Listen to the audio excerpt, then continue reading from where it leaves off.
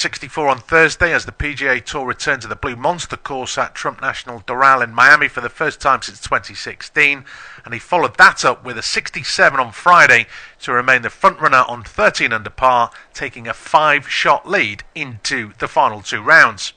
Snooker now, John Higgins opened up a slender 13-11 advantage over Shaun Murphy heading into the final session of their World Championship semi-final at the Crucible. Four-time champion Higgins, who turns 51 later this month, had not led at the end of a session throughout the tournament, but picked the ideal time to change that as he bids to reach a record-equalling 9th final in Sheffield. Higgins, who started the day strongly but was repeatedly pegged back by 2005 winner Murphy, ended it in the same fashion as he compiled his first century of the contest to hold sway. The concluding chapter of their best-of-33 encounter will begin on Saturday at 2:30, with the winner playing either China's Wu Yizhe or Northern Ireland's Mark Allen in the final.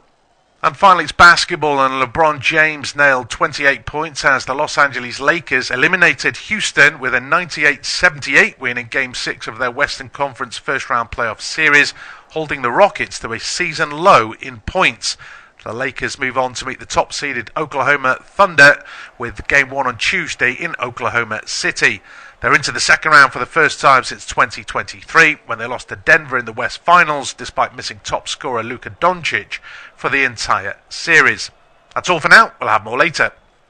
Here are your latest sporting headlines. Let's start with football, and Leeds United moved a step closer to Premier League survival after climbing 9 points clear of the relegation zone with an emphatic 3-1 win over Burnley at Ellen Road. Anton Stack opened the scoring for the hosts in the 8th minute before Noah Okafor and Dominic Calvert-Lewin struck in quick succession after the break to help lift the Whites up to 14th place. The victory takes Daniel Farke's side to 43 points, and no team with that tally has been relegated in a 38-game Premier League season. Formula One, and McLaren's Lando Norris became the first driver to beat a Mercedes in qualifying this year with sprint pole at the Miami Grand Prix. The world champion beat Kimi Antonelli by 0.222 seconds, with the second McLaren of Oscar Piastri third fastest. Ferrari's Charles Leclerc was fourth, ahead of Red Bull's Max Verstappen and Mercedes' George Russell. Lewis Hamilton was seventh in the second Ferrari, ahead of Argentine Franco Colapinto in the Alpine. McLaren brought a major upgrade package to this race, along with most other teams, but not Mercedes. McLaren did the same thing in Miami in 2024, and it turned Norris's season around. Rugby League now, and Maker Sivo scored his fourth Super League hat-trick of the season as Leeds Rhinos beat Wakefield 40 points to 22 to ensure they remain top of the table in the 10th round of Super League. The Fiji international has had a phenomenal start to the campaign, chalking up 19 tries in 10 games in all competitions, and his finishing powers needed against a Trinity side which refused to lie down. St Helens kept pace with the Rhinos at the top of the table with a hard-fought 40 points to 16 victory over York, where the scoreline failed to do justice to the contest. After an opening drive from Bill Leyland, Saints quickly moved into a 16-0 lead after 19 minutes with 2 tries from Owen Dagnall. But York rallied impressively and got back in the game as Jesse D crossed twice in 6 minutes to leave the visitors trailing 16-10 at the break. And that was how it stayed into the final quarter before Alex Walmsley scored a game-breaking try, and Saints then sprinted clear with further scores from Jack Welsby, Jake Davis and Nene McDonald. Moving on to golf, and Cameron Young remains the Cadillac Championship leader after 2 days, having backed up his sensational first-round display with another eye-catching performance to sit on 13 under par. Young finally made his first bogey of the week, but it barely put a dent into his lead going into the weekend.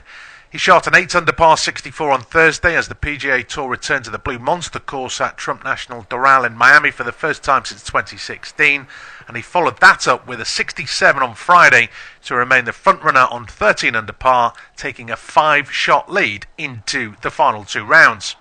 Snooker now, John Higgins opened up a slender 13-11 advantage over Shaun Murphy heading into the final session of their World Championship semi-final at the Crucible. Four-time champion Higgins, who turns 51 later this month, had not led at the end of a session throughout the tournament, but picked the ideal time to change that as he bids to reach a record-equalling 9th final in Sheffield. Higgins, who started the day strongly but was repeatedly pegged back by 2005 winner Murphy, ended it in the same fashion as he compiled his first century of the contest to hold sway. The concluding chapter of their best of 33 encounter will begin on Saturday at 2:30, with the winner playing either China's Wu Yizhe or Northern Ireland's Mark Allen in the final.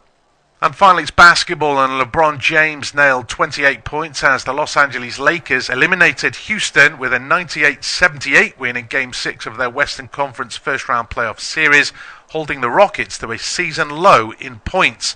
The Lakers move on to meet the top-seeded Oklahoma Thunder with Game 1 on Tuesday in Oklahoma City. They're into the second round for the first time since 2023, when they lost to Denver in the West Finals, despite missing top scorer Luka Doncic for the entire series. That's all for now. We'll have more later. Here are your latest sporting headlines. Let's start with football, and Leeds United moved a step closer to Premier League survival after climbing 9 points clear of the relegation zone with an emphatic 3-1 win over Burnley at Ellen Road. Anton Stack opened the scoring for the hosts in the 8th minute before Noah Okafor and Dominic Calvert-Lewin struck in quick succession after the break to help lift the Whites up to 14th place.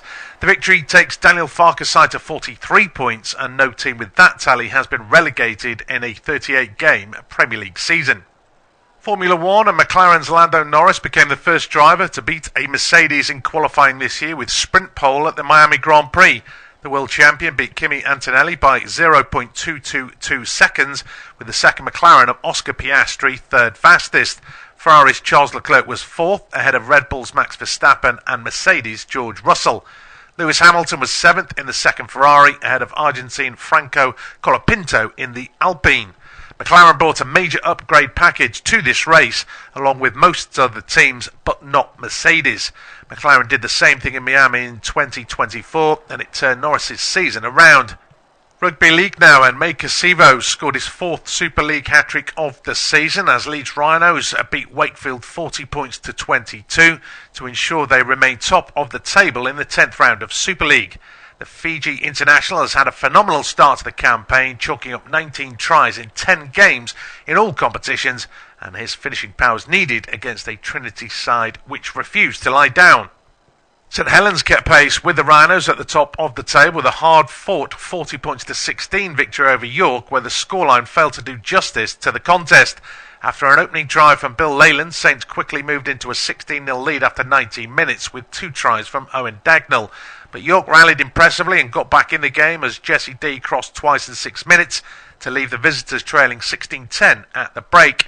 And that was how it stayed into the final quarter before Alex Walmsley scored a game-breaking try, and Saints then sprinted clear with further scores from Jack Wellesby, Jake Davis and Nene McDonald. Moving on to golf, and Cameron Young remains the Cadillac Championship leader after 2 days, having backed up his sensational first-round display with another eye-catching performance to sit on 13 under par. Young finally made his first bogey of the week, but it barely put a dent into his lead going into the weekend. He shot an 8 under par 64 on Thursday as the PGA Tour returned to the Blue Monster course at Trump National Doral in Miami for the first time since 2016, and he followed that up with a 67 on Friday to remain the frontrunner on 13 under par, taking a 5-shot lead into the final 2 rounds. Snooker now, John Higgins opened up a slender 13-11 advantage over Sean Murphy heading into the final session of their World Championship semi-final at the Crucible. Four-time champion Higgins, who turns 51 later this month, had not led at the end of a session throughout the tournament, but picked the ideal time to change that as he bids to reach a record equaling 9th final in Sheffield. Higgins, who started the day strongly but was repeatedly pegged back by 2005 winner Murphy, ended it in the same fashion as he compiled his first century of the contest to hold sway. The concluding chapter of their best of 33 encounter will begin on Saturday at 2:30, with the winner playing either China's Wu Yizhe or Northern Ireland's Mark Allen in the final. And finally, it's basketball, and LeBron James nailed 28 points as the Los Angeles Lakers eliminated Houston with a 98-78 win in Game 6 of their Western Conference first-round playoff series, holding the Rockets to a season low in points. The Lakers move on to meet the top-seeded Oklahoma Thunder with Game 1 on Tuesday in Oklahoma City. They're into the second round for the first time since 2023, when they lost to Denver in the West Finals, despite missing top scorer Luka Doncic for the entire series. That's all for now. We'll have more later. Here are your latest sporting headlines. Let's start with football, and Leeds United moved a step closer to Premier League survival after climbing 9 points clear of the relegation zone with an emphatic 3-1 win over Burnley at Ellen Road. Anton Stack opened the scoring for the hosts in the 8th minute before Noah Okafor and Dominic Calvert-Lewin struck in quick succession after the break to help lift the Whites up to 14th place. The victory takes Daniel Farke's side to 43 points, and no team with that tally has been relegated in a 38-game Premier League season. Formula One, and McLaren's Lando Norris became the first driver to beat a Mercedes in qualifying this year with sprint pole at the Miami Grand Prix. The world champion beat Kimi Antonelli by 0.222 seconds, with the second McLaren of Oscar Piastri third fastest. Ferrari's Charles Leclerc was fourth, ahead of Red Bull's Max Verstappen and Mercedes' George Russell. Lewis Hamilton was seventh in the second Ferrari, ahead of Argentine Franco Colapinto in the Alpine. McLaren brought a major upgrade package to this race, along with most other teams, but not Mercedes. McLaren did the same thing in Miami in 2024, and it turned Norris's season around. Rugby League now, and May Casivo scored his fourth Super League hat-trick of the season as Leeds Rhinos beat Wakefield 40 points to 22 to ensure they remain top of the table in the 10th round of Super League. The Fiji international has had a phenomenal start to the campaign, chalking up 19 tries in 10 games in all competitions, and his finishing powers needed against a Trinity side which refused to lie down. St Helens kept pace with the Rhinos at the top of the table with a hard-fought 40 points to 16 victory over York, where the scoreline failed to do justice to the contest.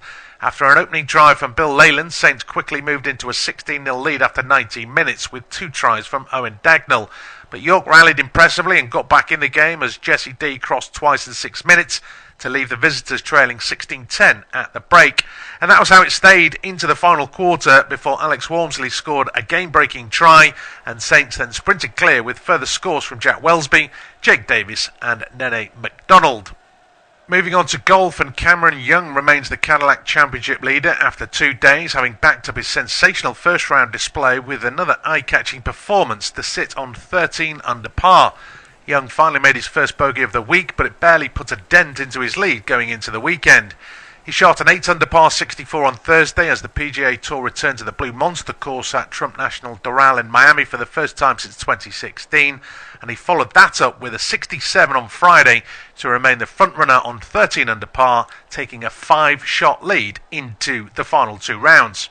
Snooker now, John Higgins opened up a slender 13-11 advantage over Sean Murphy heading into the final session of their World Championship semi-final at the Crucible. Full-time champion Higgins, who turns 51 later this month, had not led at the end of a session throughout the tournament, but picked the ideal time to change that as he bids to reach a record equalling 9th final in Sheffield. Higgins, who started the day strongly but was repeatedly pegged back by 2005 winner Murphy, ended it in the same fashion as he compiled his first century of the contest to hold sway. The concluding chapter of their best of 33 encounter will begin on Saturday at 2:30, with the winner playing either China's Wu Yizhe or Northern Ireland's Mark Allen in the final. And finally, it's basketball, and LeBron James nailed 28 points as the Los Angeles Lakers eliminated Houston with a 98-78 win in Game 6 of their Western Conference first-round playoff series, holding the Rockets to a season low in points. The Lakers move on to meet the top-seeded Oklahoma Thunder with Game 1 on Tuesday in Oklahoma City. They're into the second round for the first time since 2023, when they lost to Denver in the West Finals, despite missing top scorer Luka Doncic for the entire series. That's all for now. We'll have more later. Here are your latest sporting headlines. Let's start with football, and Leeds United moved a step closer to Premier League survival after climbing 9 points clear of the relegation zone with an emphatic 3-1 win over Burnley at Ellen Road. Anton Stack opened the scoring for the hosts in the 8th minute before Noah Okafor and Dominic Calvert-Lewin struck in quick succession after the break to help lift the Whites up to 14th place. The victory takes Daniel Farke's side to 43 points, and no team with that tally has been relegated in a 38-game Premier League season. Formula One, and McLaren's Lando Norris became the first driver to beat a Mercedes in qualifying this year with sprint pole at the Miami Grand Prix. The world champion beat Kimi Antonelli by 0.222 seconds, with the second McLaren of Oscar Piastri third fastest. Ferrari's Charles Leclerc was fourth, ahead of Red Bull's Max Verstappen and Mercedes' George Russell. Lewis Hamilton was seventh in the second Ferrari, ahead of Argentine Franco Colapinto in the Alpine. McLaren brought a major upgrade package to this race, along with most other teams, but not Mercedes. McLaren did the same thing in Miami in 2024, and it turned Norris's season around. Rugby League now, and Newcastle scored his fourth Super League hat-trick of the season as Leeds Rhinos beat Wakefield 40 points to 22 to ensure they remain top of the table in the 10th round of Super League. The Fiji international has had a phenomenal start to the campaign, chalking up 19 tries in 10 games in all competitions, and his finishing powers needed against a Trinity side which refused to lie down. St Helens kept pace with the Rhinos at the top of the table with a hard-fought 40 points to 16 victory over York, where the scoreline failed to do justice to the contest.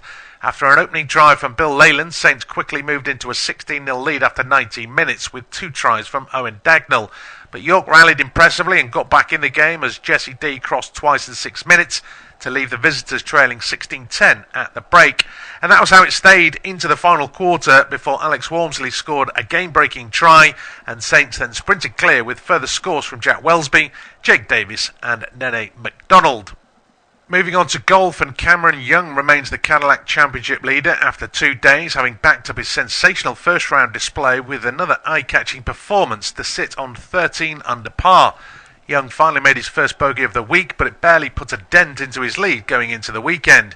He shot an 8 under par 64 on Thursday as the PGA Tour returned to the Blue Monster course at Trump National Doral in Miami for the first time since 2016, and he followed that up with a 67 on Friday to remain the frontrunner on 13 under par, taking a 5-shot lead into the final 2 rounds.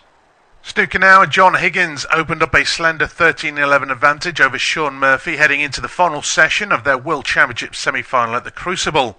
Four-time champion Higgins, who turns 51 later this month, had not led at the end of a session throughout the tournament, but picked the ideal time to change that as he bids to reach a record-equalling 9th final in Sheffield. Higgins, who started the day strongly but was repeatedly pegged back by 2005 winner Murphy, ended it in the same fashion as he compiled his first century of the contest to hold sway. The concluding chapter of their best-of-33 encounter will begin on Saturday at 2:30, with the winner playing either China's Wu Yizhe or Northern Ireland's Mark Allen in the final. And finally, it's basketball, and LeBron James nailed 28 points as the Los Angeles Lakers eliminated Houston with a 98-78 win in Game 6 of their Western Conference first-round playoff series, holding the Rockets to a season low in points. The Lakers move on to meet the top-seeded Oklahoma Thunder with Game 1 on Tuesday in Oklahoma City. They're into the second round for the first time since 2023, when they lost to Denver in the West Finals, despite missing top scorer Luka Doncic for the entire series. That's all for now. We'll have more later. Here are your latest sporting headlines. Let's start with football, and Leeds United moved a step closer to Premier League survival after climbing 9 points clear of the relegation zone with an emphatic 3-1 win over Burnley at Ellen Road. Anton Stack opened the scoring for the hosts in the 8th minute before Noah Okafor and Dominic Calvert-Lewin struck in quick succession after the break to help lift the Whites up to 14th place. The victory takes Daniel Farke's side to 43 points, and no team with that tally has been relegated in a 38-game Premier League season. Formula One, and McLaren's Lando Norris became the first driver to beat a Mercedes in qualifying this year with sprint pole at the Miami Grand Prix. The world champion beat Kimi Antonelli by 0.222 seconds, with the second McLaren of Oscar Piastri third fastest. Ferrari's Charles Leclerc was fourth, ahead of Red Bull's Max Verstappen and Mercedes' George Russell. Lewis Hamilton was seventh in the second Ferrari, ahead of Argentine Franco Colapinto in the Alpine. McLaren brought a major upgrade package to this race, along with most other teams, but not Mercedes. McLaren did the same thing in Miami in 2024, and it turned Norris's season around. Rugby League now, and Newcastle scored his fourth Super League hat-trick of the season as Leeds Rhinos beat Wakefield 40 points to 22 to ensure they remain top of the table in the 10th round of Super League. The Fiji international has had a phenomenal start to the campaign, chalking up 19 tries in 10 games in all competitions, and his finishing powers needed against a Trinity side which refused to lie down. St Helens kept pace with the Rhinos at the top of the table with a hard-fought 40 points to 16 victory over York, where the scoreline failed to do justice to the contest. After an opening drive from Bill Leyland, Saints quickly moved into a 16-0 lead after Over onto this right-hand side, Lewis Miley has possession. inside towards Guimaraes. He's being forced back towards his own goal, but he just turned away over onto that left-hand side. Dan Burn wants it out wide. Botman's thinking about it, but doesn't quite know what to do with it just for the moment. He'll shuffle his way forward into the Brighton half. And eventually it's worked back to Botman, who might have to go all the way back to his goalkeeper, but ball is blocked out at the moment at least. Chipped downfield. Poor ball forward by Newcastle, easily headed away by Van Hecker. And Danny Welbeck drops in to pick up possession. And find Matoma again, this time in a far more central position. Worked out over onto that right hand side. Minte will drive forward. Immediately Joe Linton comes back to help cover, but Brighton have still got a ball into the area deep. It's headed back into the danger area, still bouncing around inside the box. Nobody can get control of it, and eventually it breaks away on this left hand side and Brighton have it back. Little chip ball into the area down the left hand side. Hinshelwood lays it off, comes all the way back out though again, and Mitoma will recycle possession here back towards the halfway line. He's got support from Kadioglu behind him. A good spell of possession here as Baleba comes forward. As soon as I say that, he loses it, but then Newcastle give it straight back to Brighton. All rather messy at the minute. Somebody tries to take control, and that man is Mitoma. Eventually Brown will play a ball forward, but they lose out. But it's a good spell of possession here for the Seagulls if they can find a little bit of space. It's of a premium as Kadioglu drops forward, but Newcastle at the moment, Eric, struggling to get hold of the ball. Yes, I'm not sure the possession stats. It's got to be close to 80-20 or something in favour of Brighton. Almost got a second chance with early on in this passage. They still got a ball, but a cross from the right hand side. Mitoma, Kadioglu headed in across goal. Welbeck couldn't twist his body to get a shot on goal, but I wonder. The Brighton fans now, we can't hear them. They must be going ole ole every pass now, because that was it must have been a number of 20 plus passes without intervention. Yeah, 25 passes or so at least you would have thought, as we see a chance again, replay again, sorry, of that chance for Brighton. Nick Pope making the early save. But at the moment at least, Brighton on top in the early stages, and we're exploiting the nervousness of this Newcastle side. They've given the ball away and it's out of play for a throw-in. There it is. 3 Premier League matches this afternoon, including our own. There's also games between Brentford and West Ham. Key game at the bottom of the table, and Wolves already relegated, and Sunderland in mid-table meet at Molineux. We will keep an eye on League 1 and League 2 for you. The EFL season has come, or is coming to an end in terms of the regular season this afternoon. We've already seen Ipswich promoted and Hull edge out Wrexham and others for those promotion and playoff spots. And the man to my right is a very happy chappy at the moment, which is good. We've scraped him off the ceiling, and after the result from Portman Road. But just to let you know, in League 1 relegation battle, Leyton Orient have gone 1-0 up against Burton.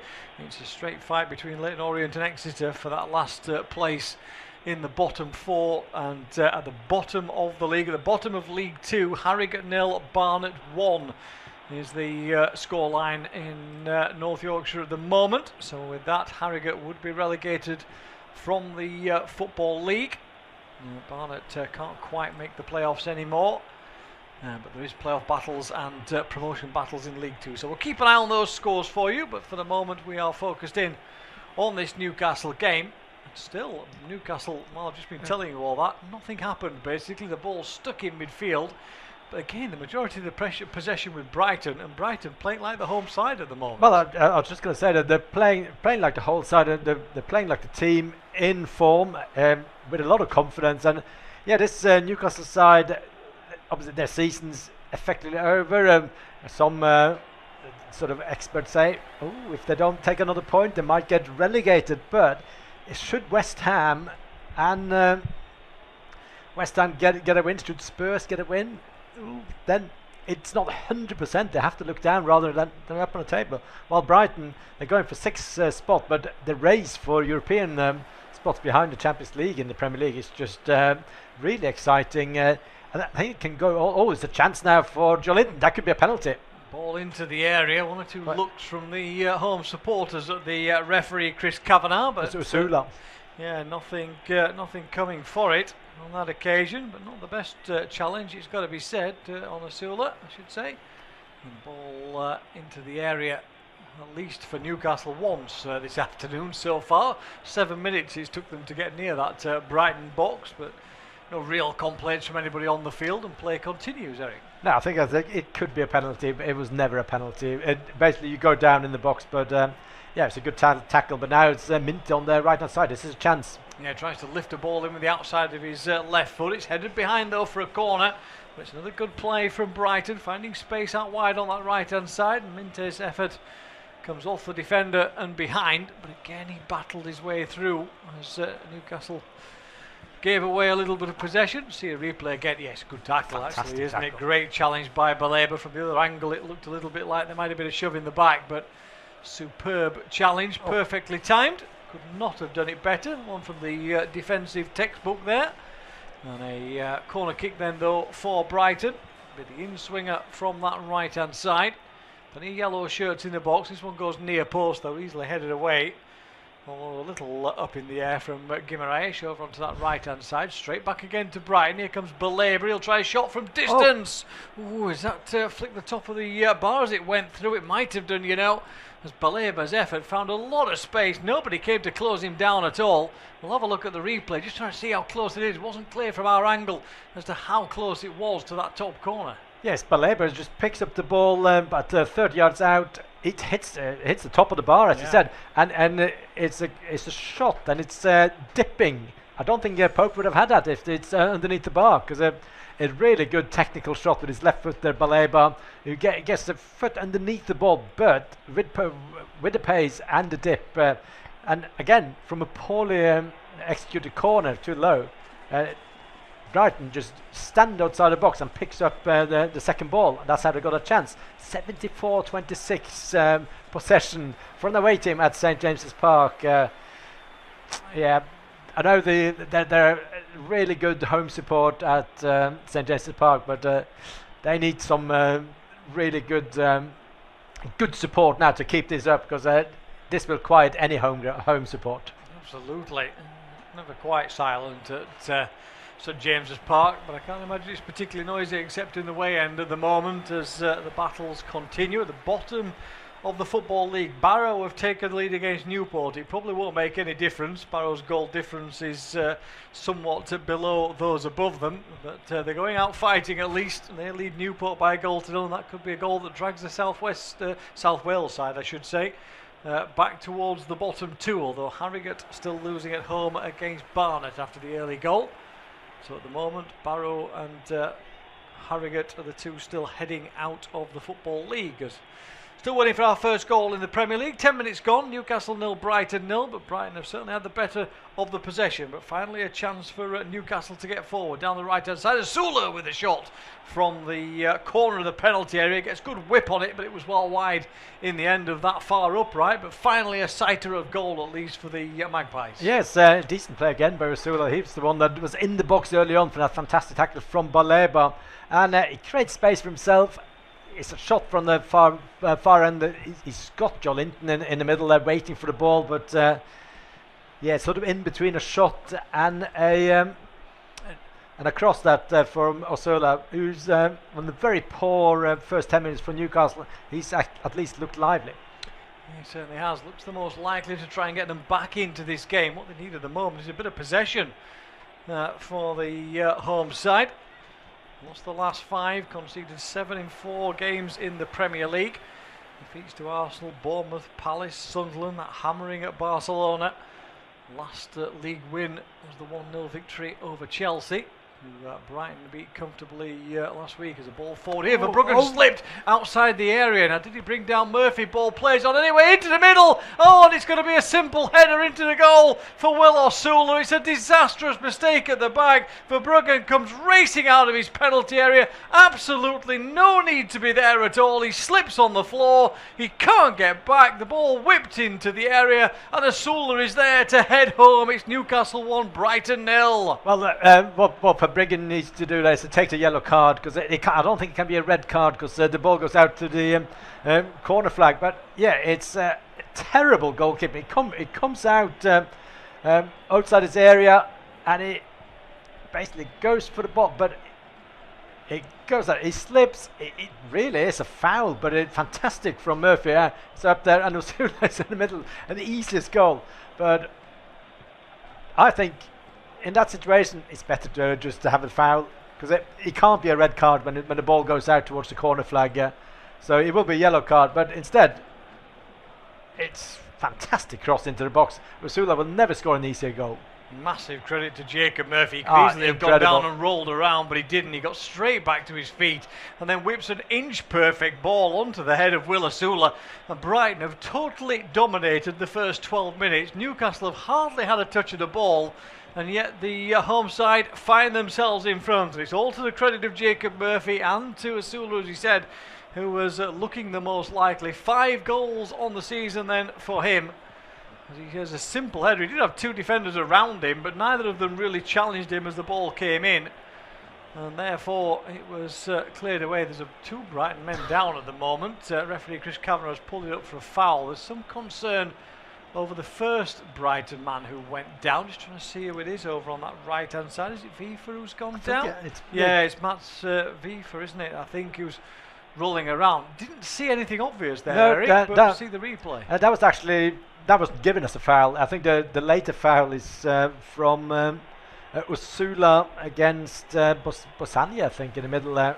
So Vifa is down injured, which was not giving us a foul, and then it was given a foul the next passage of play for Brighton Hove Albion, but it looks like he's up without getting treatment on the pitch, so game will carry on without without Brighton going down to 10 men temporarily.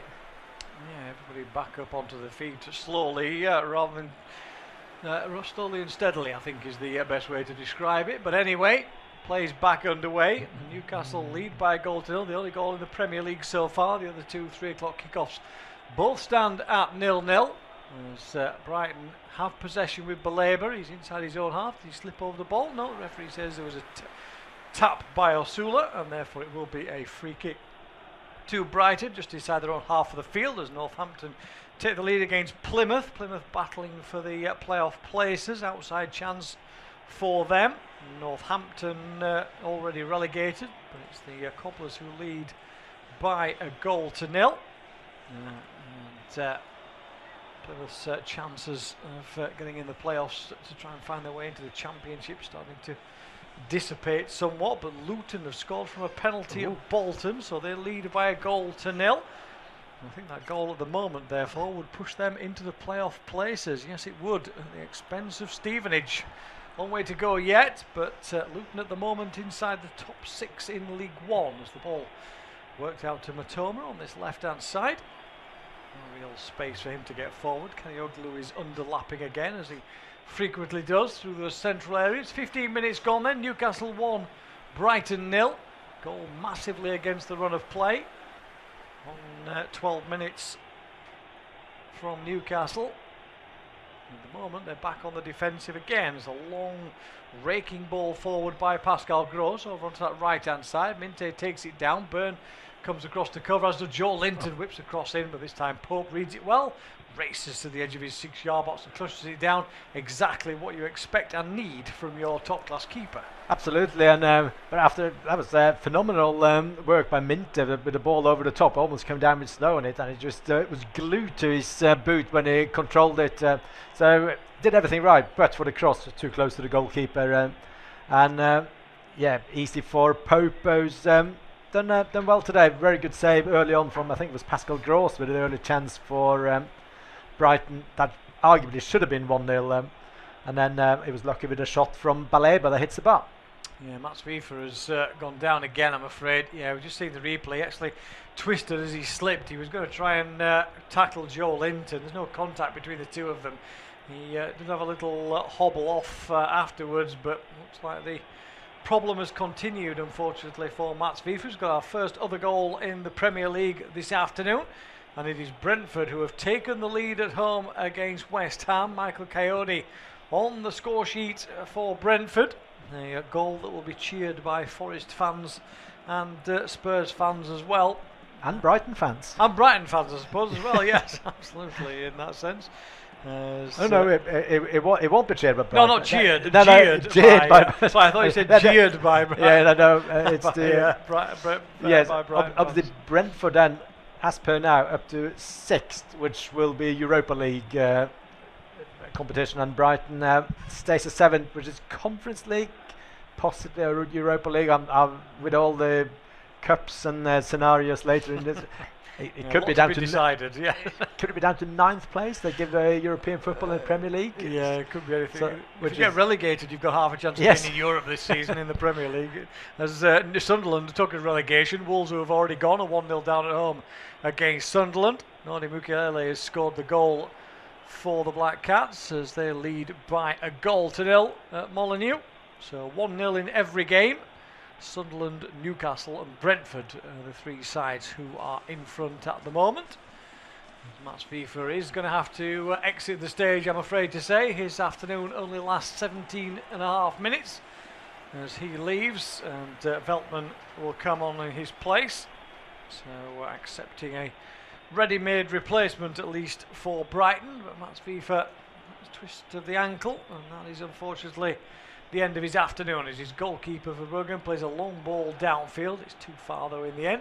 Goes all the way through to Nick Pope, who bowls it out rather heavily in midfield. Oh dear, Newcastle lucky to get away with that one. There's a probable foul on Guimaraes. Referee sees this as an advantage, but there isn't, and it will be brought back. But Nick Pope's roll out there towards Botman was much too fast, and it caused him a problem. It certainly was. Baleba, who, in my opinion, if he just goes to the ball and so it tries to basically dribble as he wins the ball and then go forward himself.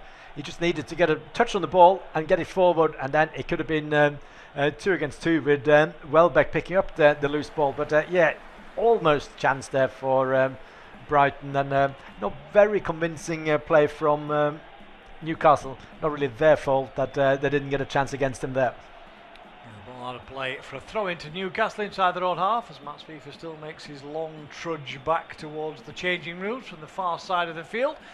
Surprisingly, he's taking it very steadily, just going out under his own steam, which is always a good sign, at least, if nothing else, as Brighton keep possession inside their own half here with the ball back in play after a throw in. They'll try and get forward here. That's going to be another foul by Osula as he tracks back. That's a couple. Referee Chris Kavanagh just has a quick word in his ear from a distance, just to tell him to settle down a little bit. The goal scorer has given away a couple of fouls in these early stages so far as we come up towards the 20-minute mark with Newcastle leading by a goal to 0. In the EFL, Northampton have doubled their lead against Plymouth, so the Pilgrims' efforts to get in the playoffs looking to disappear at the moment. And the winner-takes-all game for the playoffs in League One, it is Chesterfield who lead at Swindon at the moment. And Bolton have just equalised against Luton. Bolton already in the playoffs, but Luton have to win to have a chance of joining them. Possibly playing each other again next week, but at the moment it is Bolton 1, Luton 1 as Byrne and Minty battle for the ball over on the right hand side. The ball comes off the Newcastle defender. In fact, they'll go out for a corner kick on that right hand side. And Minty again will go over to take it. There's a little chat about where the ball is with the assistant on that far side. Plays it short on this occasion. Minty will get it back again, trying to get the left-footed cross in. He finally lifts one in towards the far post. Pope is there again to punch it away. Has it gone out for a throw-in or a corner? Not quite sure. As the ball went over, Bascaglia was almost on the end of it. But Pope always likely to be the first one there on that occasion. Good punch from the keeper, and again taking control of his 6-yard box. Yes, good. I think it's out for a throw-in by the corner flag. A good punch. It's always good. It's actually a corner kick, so he sort of misjudged the direction of the punch. But number one is basically to get the ball out of the danger zone. And again, it was a cross from Mint on the left-hand side after a short corner. So now Pascal Gross will take a corner kick. Ball just outside the quadrant. That's very usual when a corner kick is taken. And also as per usual, there's a bit of pushing and shoving in the middle, and the referee's talking to about 5 or 6 players. Yeah, Chris Kavanagh with the usual conversation for virtually every corner for a Premier League referee now. As again, we go all in wrestling inside the 6-yard box. Chris Kavanagh getting frustrated with one or two people at the moment. Now, has he given a booking here to Van Hekke for something that happened? He's certainly putting his... We didn't actually see the card come up, but Chris Kavanagh looks like he's putting the card back into his pocket, having made a point, and Van Hekke and Veltman were in the vicinity. So we'll confirm that in a moment or two, as I say, independent off-tube studio commentary, so wasn't clear on our screens, but Veltman, yes, has been booked, but the corner kick will come in then towards the near post from Gross, but that's easy for Pope. Gets there at his near post and races to the edge of his box to clear one downfield, up over the halfway line, little dummy down the left, and away come Newcastle with Murphy into the penalty area. Can he pull it back across? He can't, it's blocked out. It goes behind for the corner. Belaber it was, racing back to cover. Excellent break and excellent defensive work as well. It's a fantastic break right from the corner kick. It's a dummy done by Osula. I wonder, was it Murphy or was it Willock had gone into the box there? Yeah, my apologies. And it's cleared away from Belaber. So yeah, excellent defending in the end, but really poor from Brighton to basically not stop that quick attack. But corner kick now from Bruno Guimaraes from the left in swinging. So from one corner to the opposite end of the field for another one of them. As this one's whipped in towards the near post. Verbruggen does punch it away, but it hits the back of a Brighton man and goes back out of play for another corner kick then for Newcastle. I was going to tell you that West Ham had equalised against Brentford, but it's been ruled out for offside after a VAR check. So it remains Brentford 1, West Ham 0. Corner kick ready for Newcastle then over on their left-hand side again. Same in-swinger. Referee having another chat here, Chris Kavanagh, with those in the 6-yard box.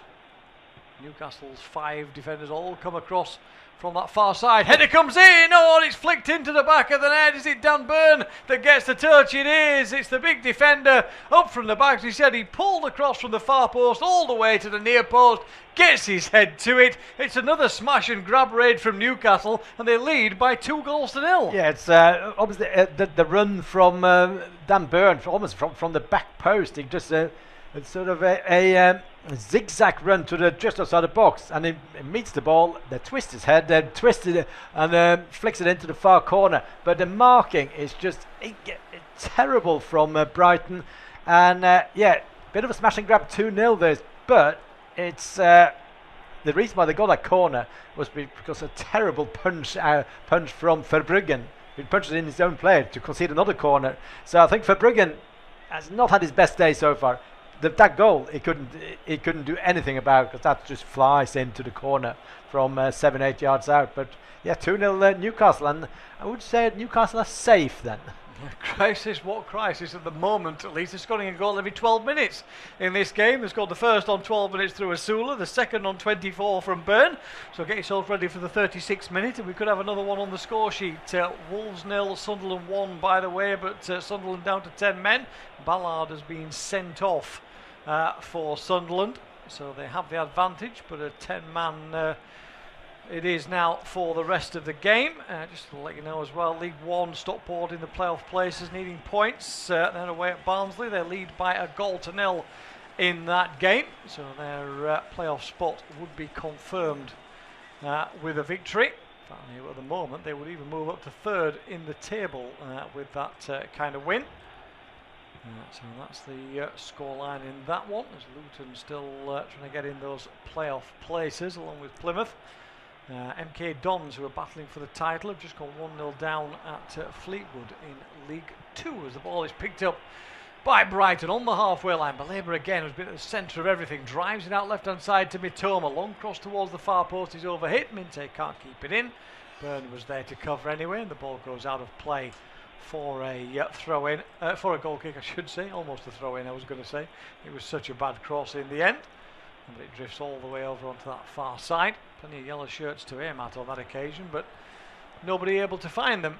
As Fabian Herzl looks a little baffled on the sideline. I'm not surprised, because his Brighton side have played well.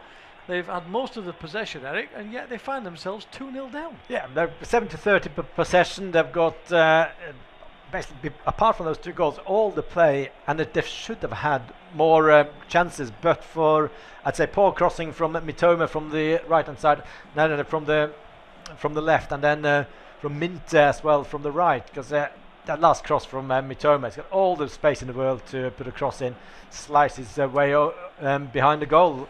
So yeah, been unlucky going forward. Oh, that's terrible. It's cleared away by Pope. It's the back of a Brighton man, comes back onto the upright and spins away. It's Hinshelwood again getting forward from midfield. He was the one that had the shot saved early on in this game, and he's almost scored. It's another goalkeeping mistake. Nick Pope straight onto Hinshelwood, and it rattles back off the upright. Well, I was just going to do some analysing there, but that's a valid interruption, I think, when it's from a nothing incident and hits the knee, hits the post, and it goes across the 6-yard box.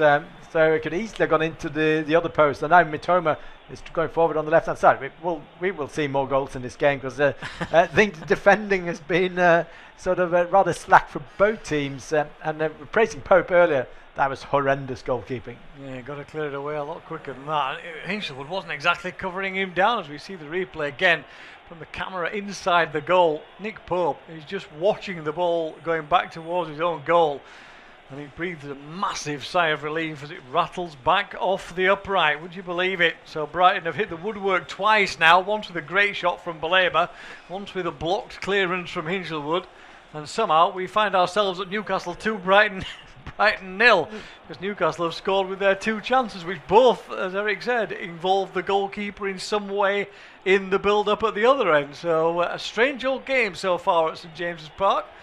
But Brighton coming forward again. Minte up against Byrne. That means Joe Linton comes back as his shadow. Minte again trying to find space, lifts the ball into the box. It's headed away. Should be picked up by Brighton again, although they don't get it first time this time. And the ball headed lipped forward is cleared away as Sula will race down onto it, tries to play it inside. Guimaraes has got forward, he can't get a shot in though. Van Ecke is there, but Sula is there, flicks it in. Oh, good save this time by Verbruggen. Tried to flick it up over the goalkeeper, and Verbruggen was quickly to get a hand up and push the ball away. And it's end to end at the moment between these two sides. Neither of them look like they know how to defend at the moment, Eric, but we're loving it as neutrals. Fantastic game for us neutrals, and that was basically 2 players just on a two-man attack against the Brighton players. Almost got a shot from the 2-3 yards right in front of the goalkeeper inside the area. And and then Brighton straight on the attack after that, with Minter running into traffic. And I think the accuracy for Minter is not been there. It's been there. I think he's got the upper hand against Dan Byrne in the one-to-one duel. But for the last touch, the crosses into the box and the decision-making. A free kick here to Newcastle, which they've already taken. Actually, not like a foul by Murphy, but the referee allows play to continue, and then Murphy is fouled by Mitoma, by Kadioglu, I should say, down that left-hand side. It is eventually a free kick, but to Newcastle rather than the other way around. To quickly tell you about a couple of goals elsewhere. Bradford City have gone 1-0 up at Exeter, which is a key goal at both ends of the table. Plymouth in League One. Plymouth have pulled one back against Northampton. It's 2-1 to the Cobblers. Notts County in League Two are a goal up against Bristol Rovers as they look for automatic promotion. And Harrogate have equalised against Barnet as they look to save themselves at the bottom of the table, with Newport losing at the moment at bottom of the table Barrow.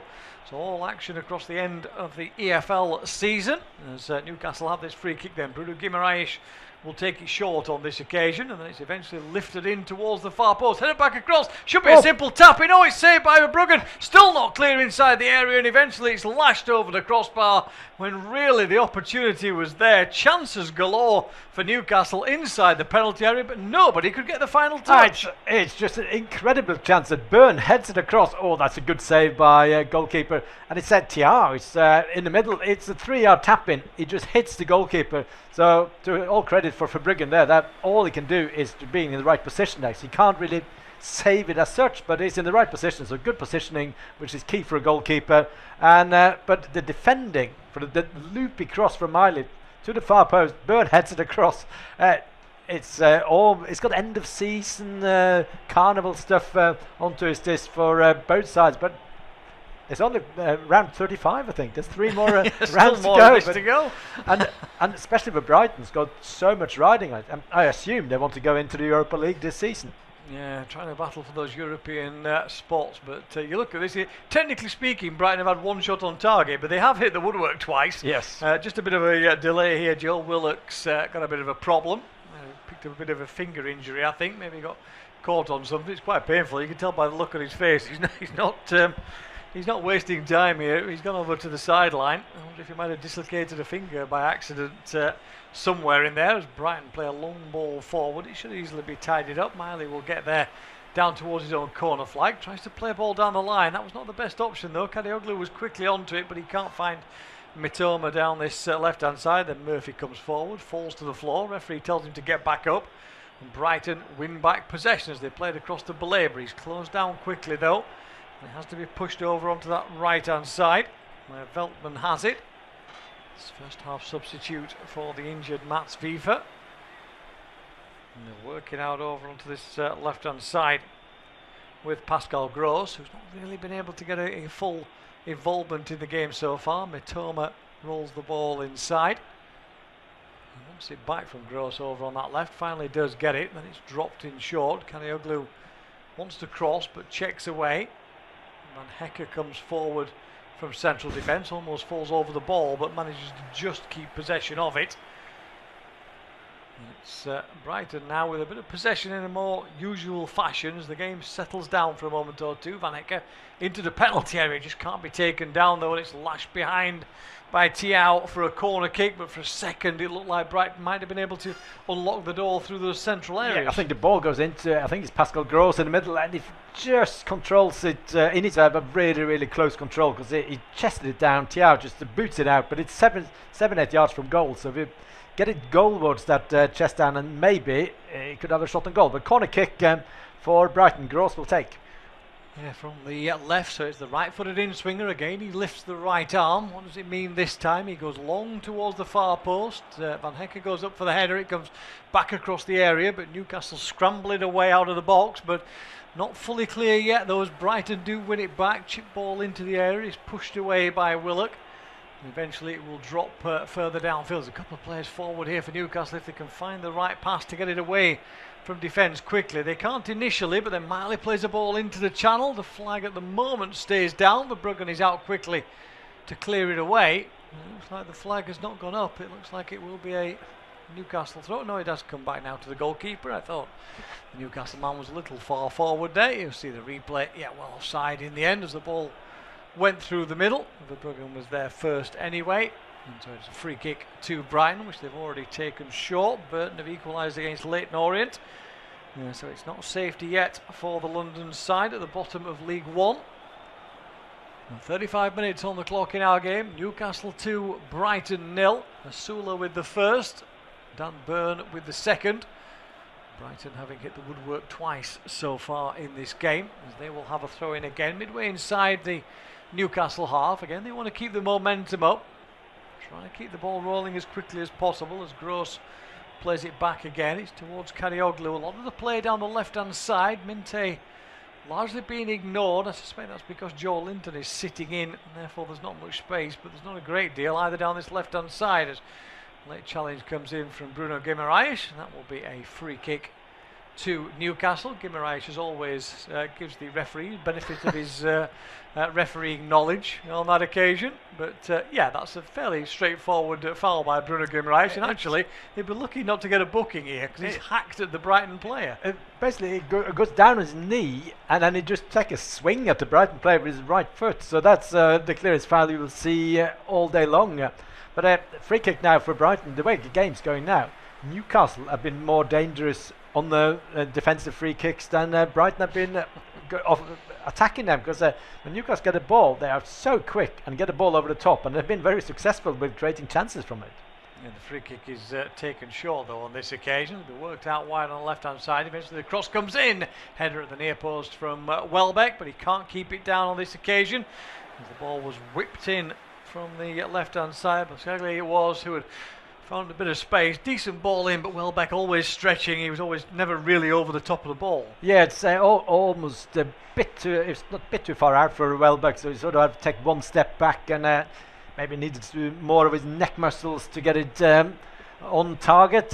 so it's more about just a flick over the bar. But good defending then for Newcastle to avoid Welbeck's space to head it on target. But I mean, after a while, the first 10 minutes I thought Newcastle was terrible, but now they've been so good on the transition, and they're creating chances both with Willock, Murphy and Osula in particular. So clearly that's tactical from Eddie Howe, that they're sitting back and trying to win the ball and then go forward, and with the 2 goals probably vindicates that tactic. Absolutely, as Minte rolls it down the line for Kadioglu, tries to get a cross in, deflects off a defender and spins into the arms of Nick Pope. Yeah, if you're struggling at home, 7 league defeats in this season for Newcastle, we'll play like an away side.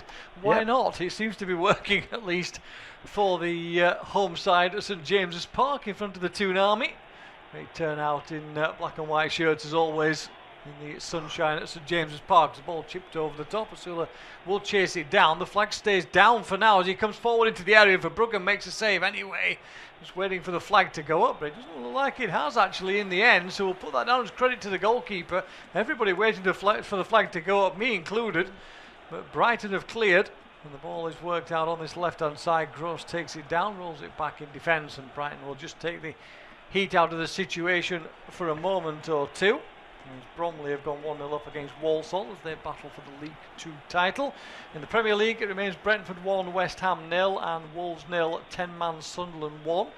Just seen some information that says that Dan Ballard was sent off for pulling the hair of a Rokodari, which if I'm right is the second time that's happened this season, because I think that Michael Keane was sent off for Everton doing exactly the same thing in a game against Wolves, if I remember rightly. I was covering that game earlier on this season. Same player. Same player. Don't know about the scenario, but same player. There's going to be a yellow card here for Matoma for a foul in midfield. So he becomes the second Brighton player to go into the book after hauling down Guimaraes. Well, to be fair to Guimaraes, it did 5 keepy uppers in front of him. So that is frustrating when you can't get to the ball. I'm not saying it's good that he made a foul, but it's a frustration tackle from Mitoma and the yellow card. We still haven't seen the replay for that. I think it was Osula was 1-on-1 with the keeper, because it looked offside, but that's a massive chance if it wasn't. Just checking, it looks like the flag did actually go up, but the referee played on because Brighton were in possession and breaking away, which is fair enough, I suppose, on that occasion. And clear offside. I just see the replay now. It's one of those where he's leaning forward and probably is, from his knees going forward, it's offside. So, if the Brighton just get a ball, they'll just play on. So good refereeing that.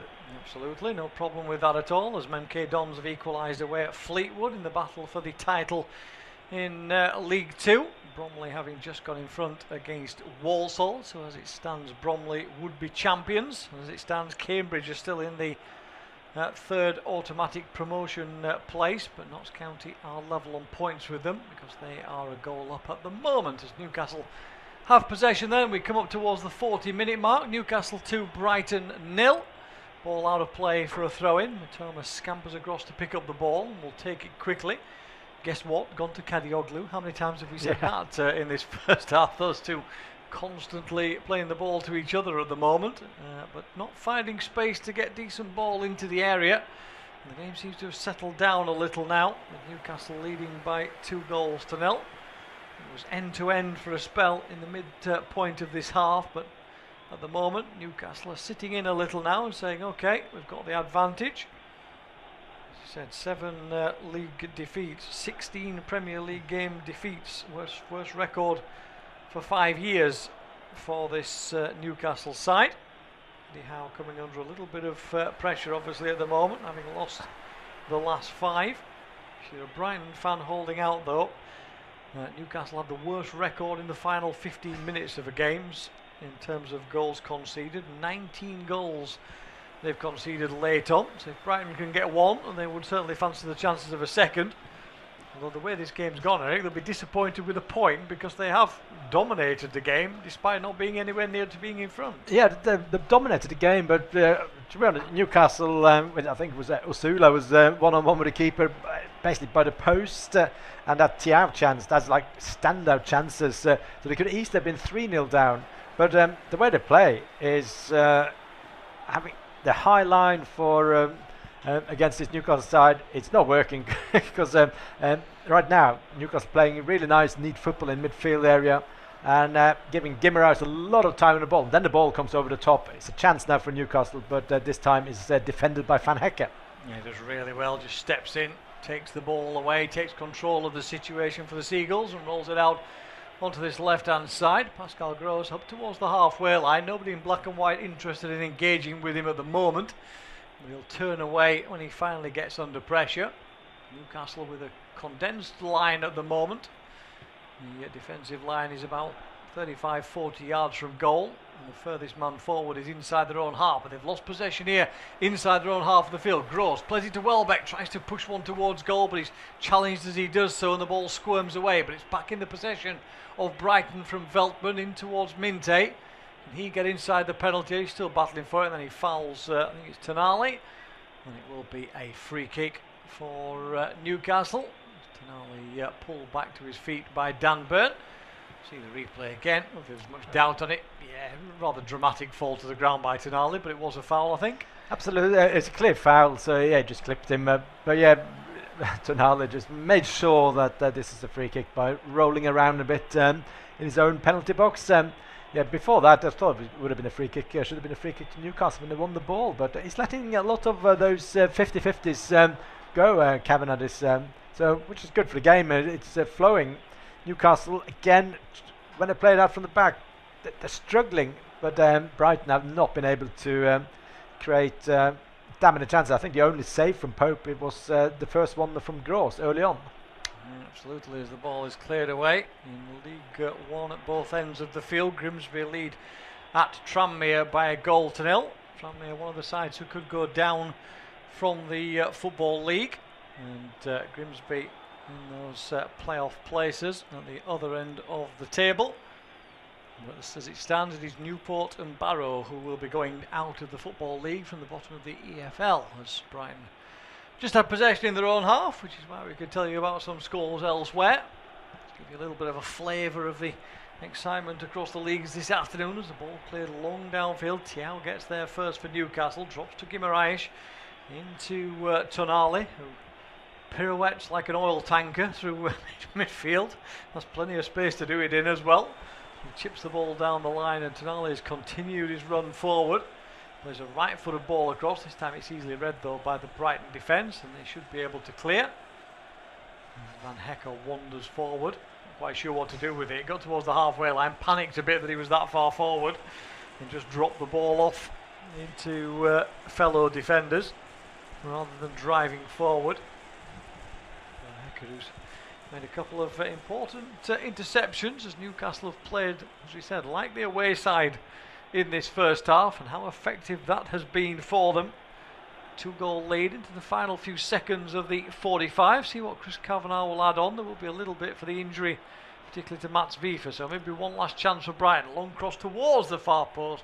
Headers go up, ball bounces away towards the corner flag though, so no danger for Pope's goal.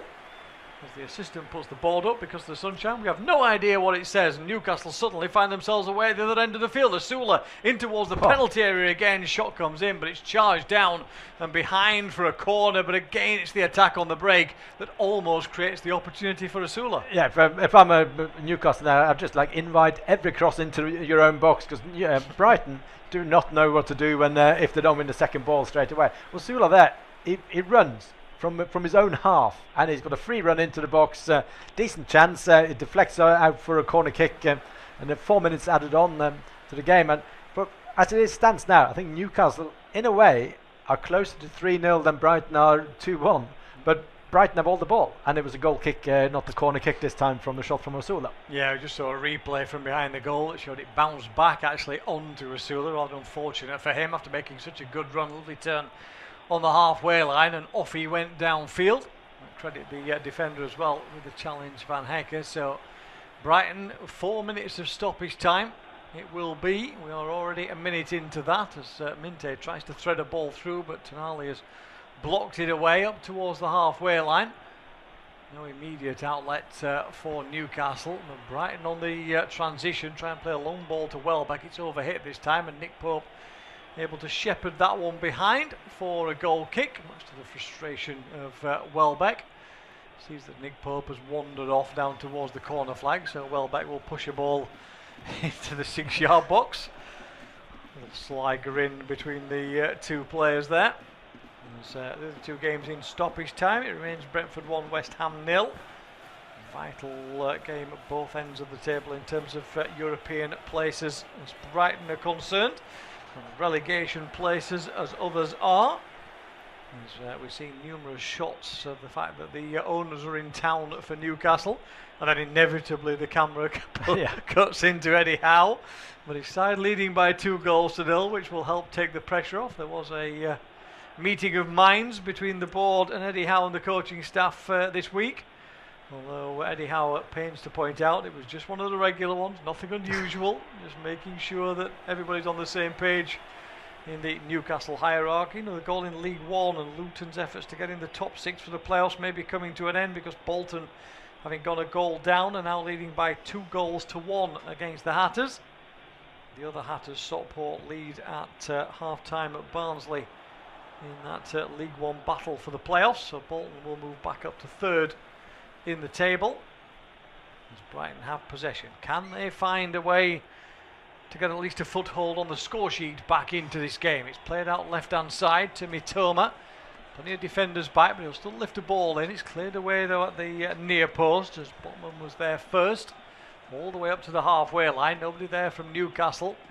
Fabian Herzler on the sideline now applauding and trying to raise his players for one last effort in this first half as Veltman plays it out wide for Minte. It's back to Veltman again, but he's forced by Joe Linton to go back towards his own halfway line. It's good defending from Newcastle, playing well here from a defensive point of view, which is in contrast to how they played really over the first 10 or 15 minutes of this first half, and they've forced Brighton all the way back to Verbruggen in goal for Brighton. He plays a quick ball out. Time is against the Seagulls as we're into the final few seconds. Superb effort by Minte to keep a ball in play. It was a poor pass, found him on that right-hand side. Then he's fouled by Joe Linton over on that far left of the Newcastle defence. So it will be a free kick opportunity, at least last chance then for Brighton. Obvious foul by Joe Linton. Minte looks up and rolls his eyes as he gets back to his feet, but they've taken it fairly short. Minte will whip across in towards the edge of the box. He's half cleared, comes back to Belaber. His shot from the edge of the box is somewhat mishit and blocked and cleared away. And as it is so, the half-time whistle blows. And it is Newcastle who have the advantage at the break. Smash and grab raid twice by the home side. But at the break, it is Newcastle 2, Brighton 0.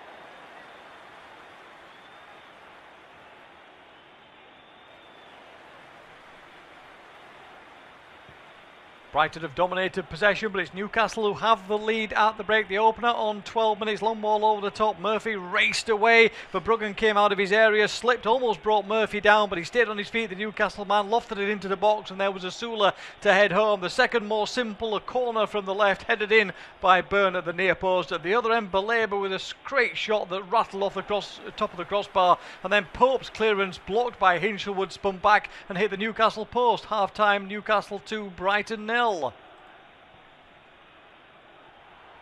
Brighton have dominated possession, but it's Newcastle who have the lead at the break. The opener on 12 minutes, long ball released Murphy. Verbruggen came out, slipped, almost brought Murphy down, but he stayed on his feet, the Newcastle man, and lofted it into Asula to head home. The second more simple, corner to the near post, Byrne with a header into the far corner. At the other end, Belaber's shot rattled off the top of the bar, and then a Pope clearance hit Hinshelwood and ricocheted back off the Newcastle post. Half-time, Newcastle 2, Brighton 0.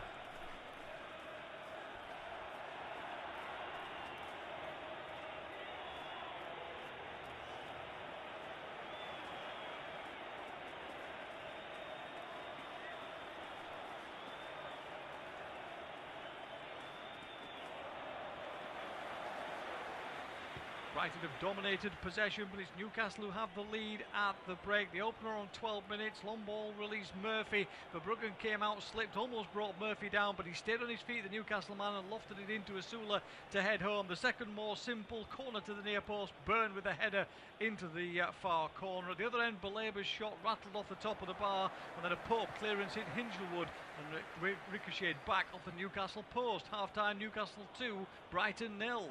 Brighton have dominated possession, but it's Newcastle who have the lead at the break. The opener on 12 minutes, long ball released Murphy. Verbruggen came out, slipped, almost brought Murphy down, but he stayed on his feet, the Newcastle man, and lofted it into Asula to head home. The second more simple, corner to the near post, Byrne with a header into the far corner. At the other end, Belaber's shot rattled off the top of the bar, and then a Pope clearance hit Hinshelwood and ricocheted back off the Newcastle post. Half-time, Newcastle 2, Brighton 0.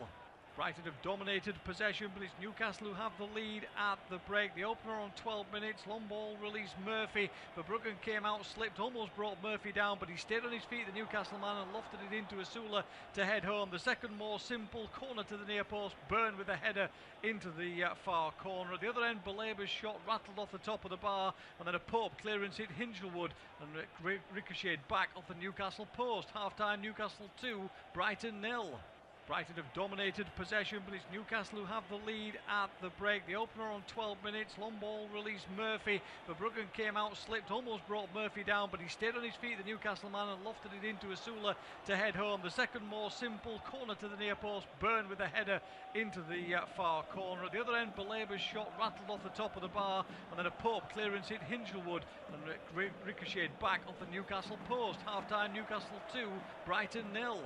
Brighton have dominated possession, but it's Newcastle who have the lead at the break. The opener on 12 minutes, long ball released Murphy. Verbruggen came out, slipped, almost brought Murphy down, but he stayed on his feet, the Newcastle man, and lofted it into Asula to head home. The second more simple, corner to the near post, Byrne with a header into the far corner. At the other end, Belaber's shot rattled off the top of the bar, and then a Pope clearance hit Hinshelwood and ricocheted back off the Newcastle post. Half-time, Newcastle 2, Brighton 0.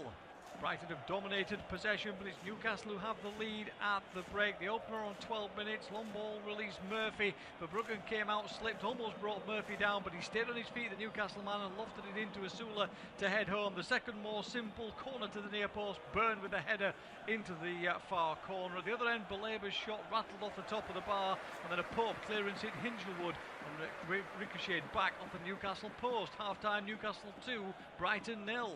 Brighton have dominated possession, but it's Newcastle who have the lead at the break. The opener on 12 minutes, long ball released Murphy. Verbruggen came out, slipped, almost brought Murphy down, but he stayed on his feet, the Newcastle man, and lofted it into Asula to head home. The second more simple, corner to the near post, Byrne with a header into the far corner. At the other end, Belaber's shot rattled off the top of the bar, and then a Pope clearance hit Hinshelwood and ricocheted back off the Newcastle post. Half-time, Newcastle 2, Brighton 0. Brighton have dominated possession, but it's Newcastle who have the lead at the break. The opener on 12 minutes, long ball released Murphy. Verbruggen came out, slipped, almost brought Murphy down, but he stayed on his feet, the Newcastle man, and lofted it into Asula to head home. The second more simple, corner to the near post, Byrne with a header into the far corner. At the other end, Belaber's shot rattled off the top of the bar, and then a Pope clearance hit Hinshelwood and ricocheted back off the Newcastle post. Half-time, Newcastle 2, Brighton 0.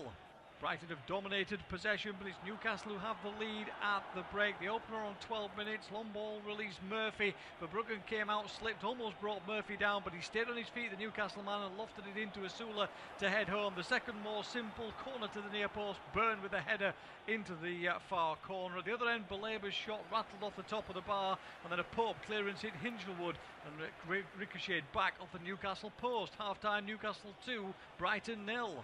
Brighton have dominated possession, but it's Newcastle who have the lead at the break. The opener on 12 minutes, long ball released Murphy. Verbruggen came out, slipped, almost brought Murphy down, but he stayed on his feet, the Newcastle man, and lofted it into Asula to head home. The second more simple corner to the near post, Byrne with a header into the far corner. At the other end, Belaber's shot rattled off the top of the bar, and then a Pope clearance hit Hinchelwood and ricocheted back off the Newcastle post. Half-time, Newcastle 2, Brighton 0. Brighton have dominated possession, but it's Newcastle who have the lead at the break. The opener on 12 minutes, long ball released Murphy. Verbruggen came out, slipped, almost brought Murphy down, but he stayed on his feet, the Newcastle man, and lofted it into Asula to head home. The second more simple corner to the near post, Byrne with a header into the far corner. At the other end, Belaber's shot rattled off the top of the bar, and then a Pope clearance hit Hinchelwood and ricocheted back off the Newcastle post. Half-time, Newcastle 2, Brighton 0. Brighton have dominated possession, but it's Newcastle who have the lead at the break. The opener on 12 minutes, long ball released Murphy. Verbruggen came out, slipped, almost brought Murphy down, but he stayed on his feet, the Newcastle man, and lofted it into Asula to head home. The second more simple corner to the near post, Byrne with a header into the far corner. At the other end, Belaber's shot rattled off the top of the bar, and then a Pope clearance hit Hinchelwood and ricocheted back off the Newcastle post. Half-time, Newcastle 2, Brighton 0. Brighton have dominated possession, but it's Newcastle who have the lead at the break. The opener on 12 minutes, long ball released Murphy. Verbruggen came out, slipped, almost brought Murphy down, but he stayed on his feet, the Newcastle man, and lofted it into Asula to head home. The second more simple corner to the near post, Byrne with a header into the far corner. At the other end, Belaber's shot rattled off the top of the bar, and then a Pope clearance hit Hinchelwood and ricocheted back off the Newcastle post. Half-time, Newcastle 2, Brighton 0. Brighton have dominated possession, but it's Newcastle who have the lead at the break. The opener on 12 minutes, long ball released Murphy. Verbruggen came out, slipped, almost brought Murphy down, but he stayed on his feet, the Newcastle man, and lofted it into Asula to head home. The second more simple corner to the near post, Byrne with a header into the far corner. At the other end, Belaber's shot rattled off the top of the bar, and then a Pope clearance hit Hinchelwood and ricocheted back off the Newcastle post. Half-time, Newcastle 2, Brighton 0.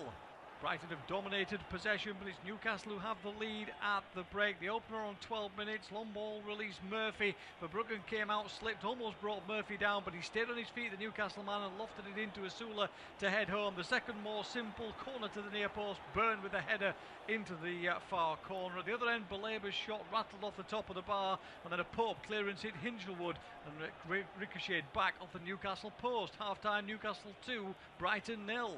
Brighton have dominated possession, but it's Newcastle who have the lead at the break. The opener on 12 minutes, long ball released Murphy. Verbruggen came out, slipped, almost brought Murphy down, but he stayed on his feet, the Newcastle man, and lofted it into Asula to head home. The second more simple corner to the near post, Byrne with a header into the far corner. At the other end, Belaber's shot rattled off the top of the bar, and then a Pope clearance hit Hinchelwood and ricocheted back off the Newcastle post. Half-time, Newcastle 2, Brighton 0.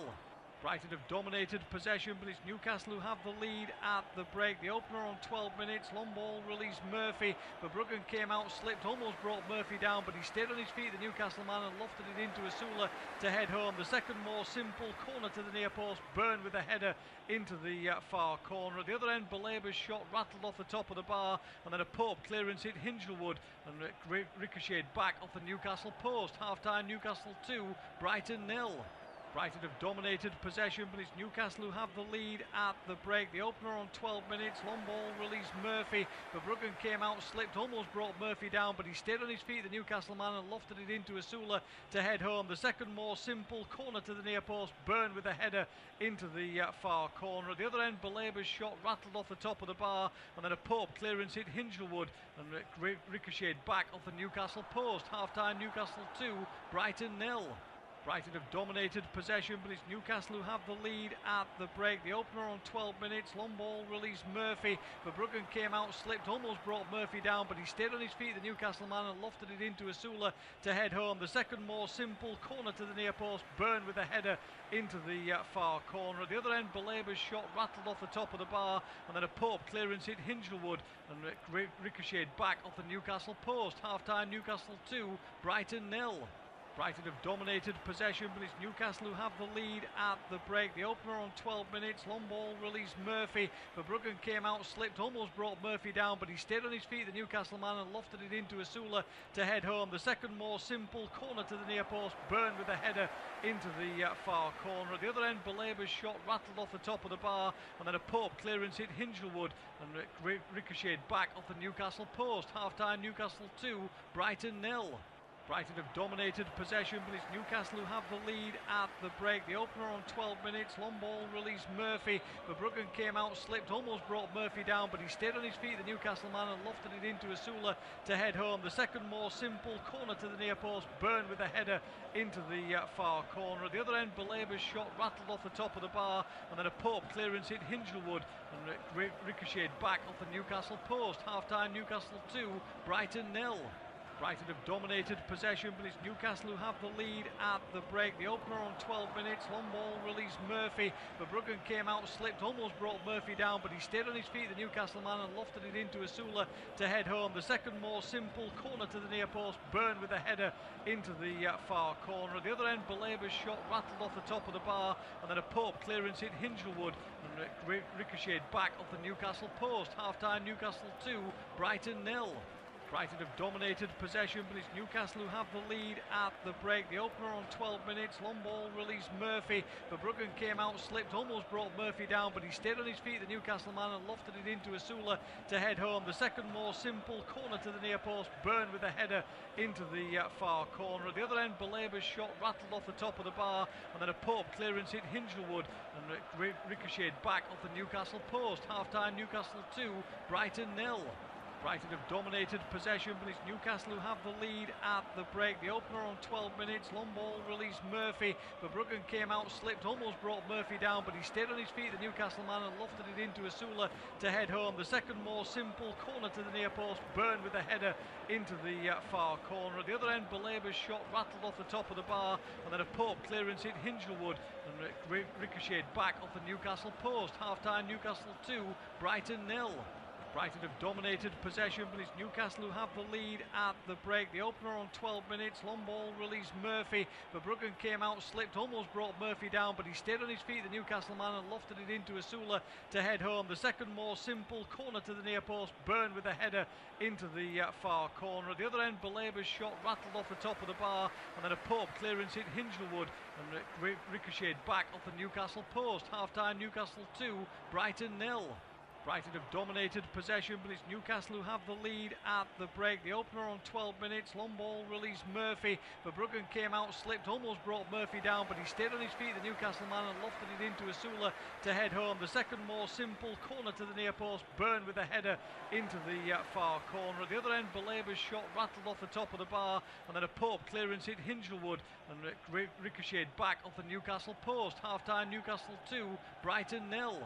Brighton have dominated possession, but it's Newcastle who have the lead at the break. The opener on 12 minutes, long ball released Murphy. Verbruggen came out, slipped, almost brought Murphy down, but he stayed on his feet, the Newcastle man, and lofted it into Asula to head home. The second more simple corner to the near post, Byrne with a header into the far corner. At the other end, Belaber's shot rattled off the top of the bar, and then a Pope clearance hit Hinshelwood and ricocheted back off the Newcastle post. Half-time, Newcastle 2, Brighton 0. Brighton have dominated possession, but it's Newcastle who have the lead at the break. The opener on 12 minutes, long ball released Murphy. Verbruggen came out, slipped, almost brought Murphy down, but he stayed on his feet, the Newcastle man, and lofted it into Asula to head home. The second more simple corner to the near post, Byrne with a header into the far corner. At the other end, Belaber's shot rattled off the top of the bar, and then a Pope clearance hit Hinshelwood and ricocheted back off the Newcastle post. Half-time, Newcastle 2, Brighton 0. Well, one welcome back for the second half of our Premier League action. It is Brighton who find themselves 2-0 down at half-time, even though they dominated the possession. And there's certainly the possession in the attacking third of the field in that first period. But it is 2-0 to Newcastle. Newcastle have been efficient in front of goal when they've had the opportunity. Masula with the headers, Byrne with the header, and it is a lead for the home side. Then no changes at the break as we get back underway. Brighton kicking off in all yellow, and they play the ball forward first time. Welbeck picks up possession, turned away from goal though, has to push it out wide on this right hand side.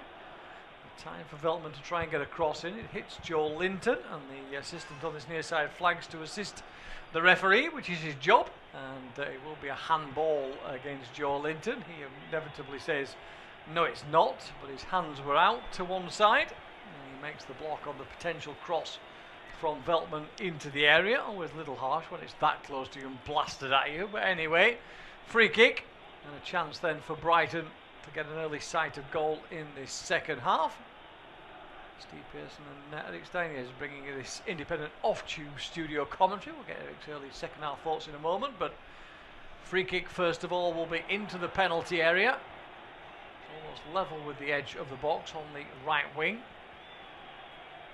So it will be Pascal Gross again from the set piece opportunity. Whips this one in, looking slightly behind everybody though, not quite sure who he was aiming at. It's half cleared. Karaoglu picks up possession, lifts it back into the box towards the far post. Byrne heads it away, but Brighton, again swarming play, will pick up possession with Matoma. Corner of the penalty area, playing a yellow shirt still forward, but they can't get it back into the path of Matoma at the moment, and Van Hecke, who's still up there, can't keep the ball in play. It goes out for a throw-in on this near side. Well, Eric, we thought there might be a couple of changes at half-time, particularly for Brighton. Nothing's changed from that point of view, and early stages, it's the same again with Brighton dominating possession. Yeah, and the same again, poor cross into the box, this time with a free kick there. It didn't even get into the box, went across the box, and there was no attempt on goal. That's disappointing from a Brighton point of view. They just need to get a bit more urgency in midfield, because I think that's when Newcastle have been the better side. It's when they win the ball, when they go forward. Like Osula, his work rate has been phenomenal going forward, and he created chances on his own. Like Brighton, Mitoma had the ball, Mint have had the ball on going forward, but they are holding on to it a bit. And now Brighton, now Newcastle go forward. This is a chance for 3-0. Yeah, ball across into the area. Oh, comes off the defender, Van Hecke. He's superb by the goalkeeper for Bruggen. Probably could have used his hands, but he used his chest instead. Chests it down and clears it downfield. Oh, I don't know whether it kind of hit him and he didn't have a chance to react to it, but it was certainly Van Hecke who got his toe end on that, Eric. Great move from Newcastle and an unconventional save. It's I think whatever the goalkeeper's thinking, that's a back pass when it's basically it's a clearance in towards the goalkeeper. He chests it down, which obviously didn't need to do, and then he kicks it out like basically Verbruggen doesn't know the back pass rule if he thought that was the best option, because he can just pick it up and go. But it's very good entertainment for us to watch, because Verbruggen's chests it down and then casually just kicks it out after Van Hecke with a clearance inside the 6-yard box could easily gone into the back of net, and that sums up the game. Newcastle once on the ball, it's one touch, one back heel on the left hand side, and they're through. So yeah, basically Brighton all the possession, Newcastle lethal when they go forward. Yeah, it's all rather bizarre, isn't it, at the moment, this game. At times it has the feeling of a meaningless end of season game, but it isn't that. I mean, no. Newcastle on such a bad run of form and starting to drop heavily into the lower reaches of the table, and then Brighton, of course, desperate for the points in terms of their battle for European places. But there are certain times in this game, as I say, it has felt like such a free match. It's like a kickabout in the park sometimes. And it certainly was with the Verbruggen's action there, chesting it down and then booting it out. And I know you're an young old goalkeeper, Steve. The back pass rule there would never have that wasn't a back pass. That was a clearance. Absolutely not. It's outstretched, and that it saves it with his chest. It's fine because it's from close range. So that's a good positioning. And then he boots it out. It was like five-a-side game in a way. Absolutely. Yeah, strange old game for Verbruggen. He comes sliding out and slipped over and lost the ball in terms of the cross then from Murphy for Asula to head home. Then his punch onto the back of his own player led to the corner that Newcastle scored their second from, and now he's made an unconventional stop. But anyway, 5 minutes gone in the second half, and somehow it is still Newcastle 2, Brighton 0. The Brighton team sheet in front of Verbruggen, by the way, now sees Veltman at right back. FIFA was substituted with injury in the first half. Van Hecker, Bascagli and Kadioglu across the back four. Gross, Baleba, Minte, Hinchelwood and Mitoma midfield with Welbeck up front. For Newcastle, Nick Pope in goal.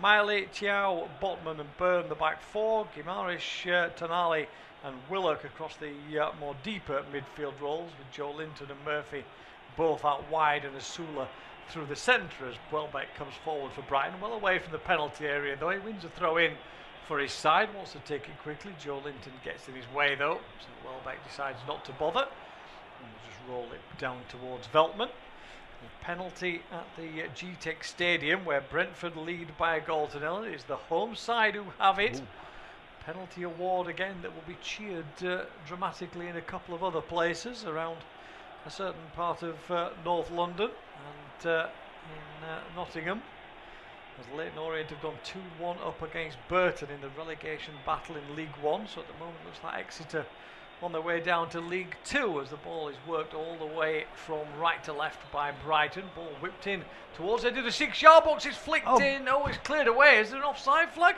Everybody's looking for one, but I thought there was going to be one given, but then Nick Pope has made the save. And actually, it looks like there might be a handball in there, actually. Newcastle are complaining about a handball. Let's have a look at the replay. Ball whipped in. Now, certainly onside.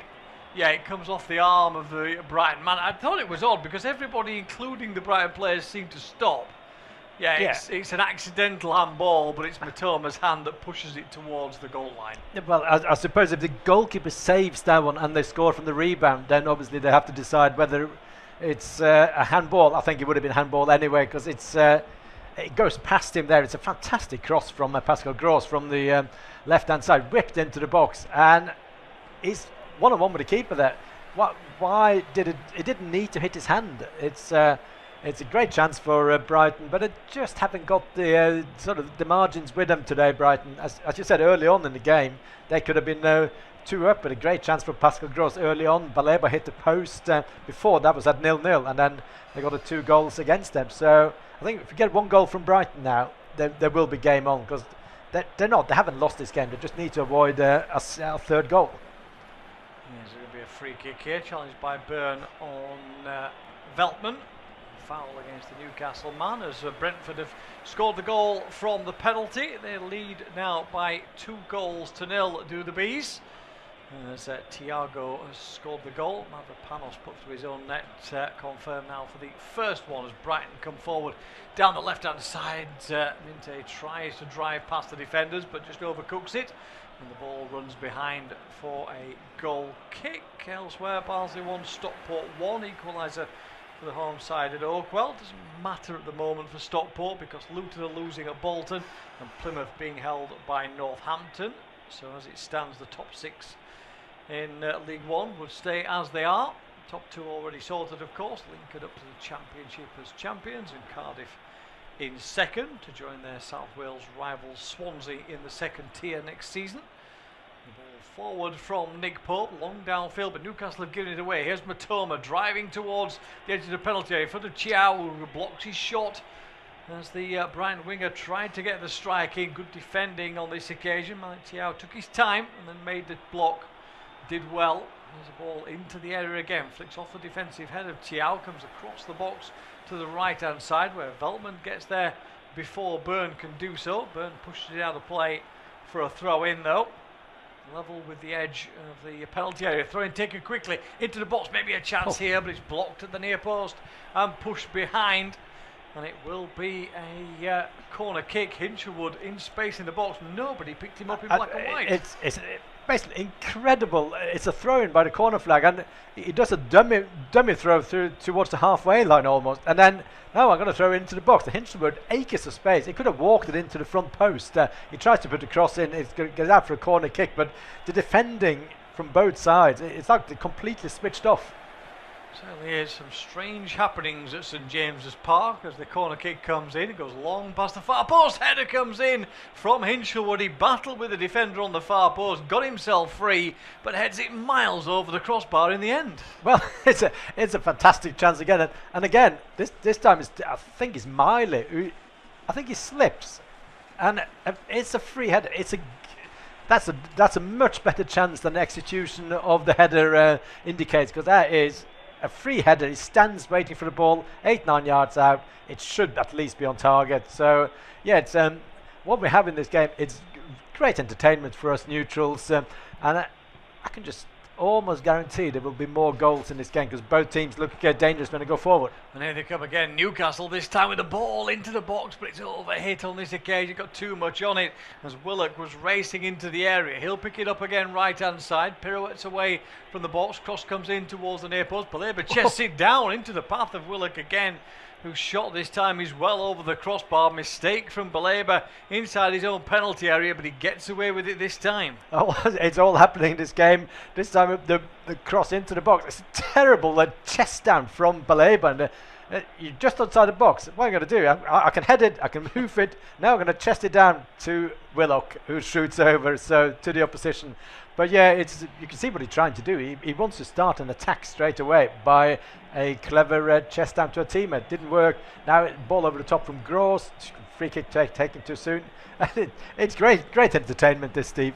Absolutely bizarre game, this one, isn't it? It really is. It's absolute chaos.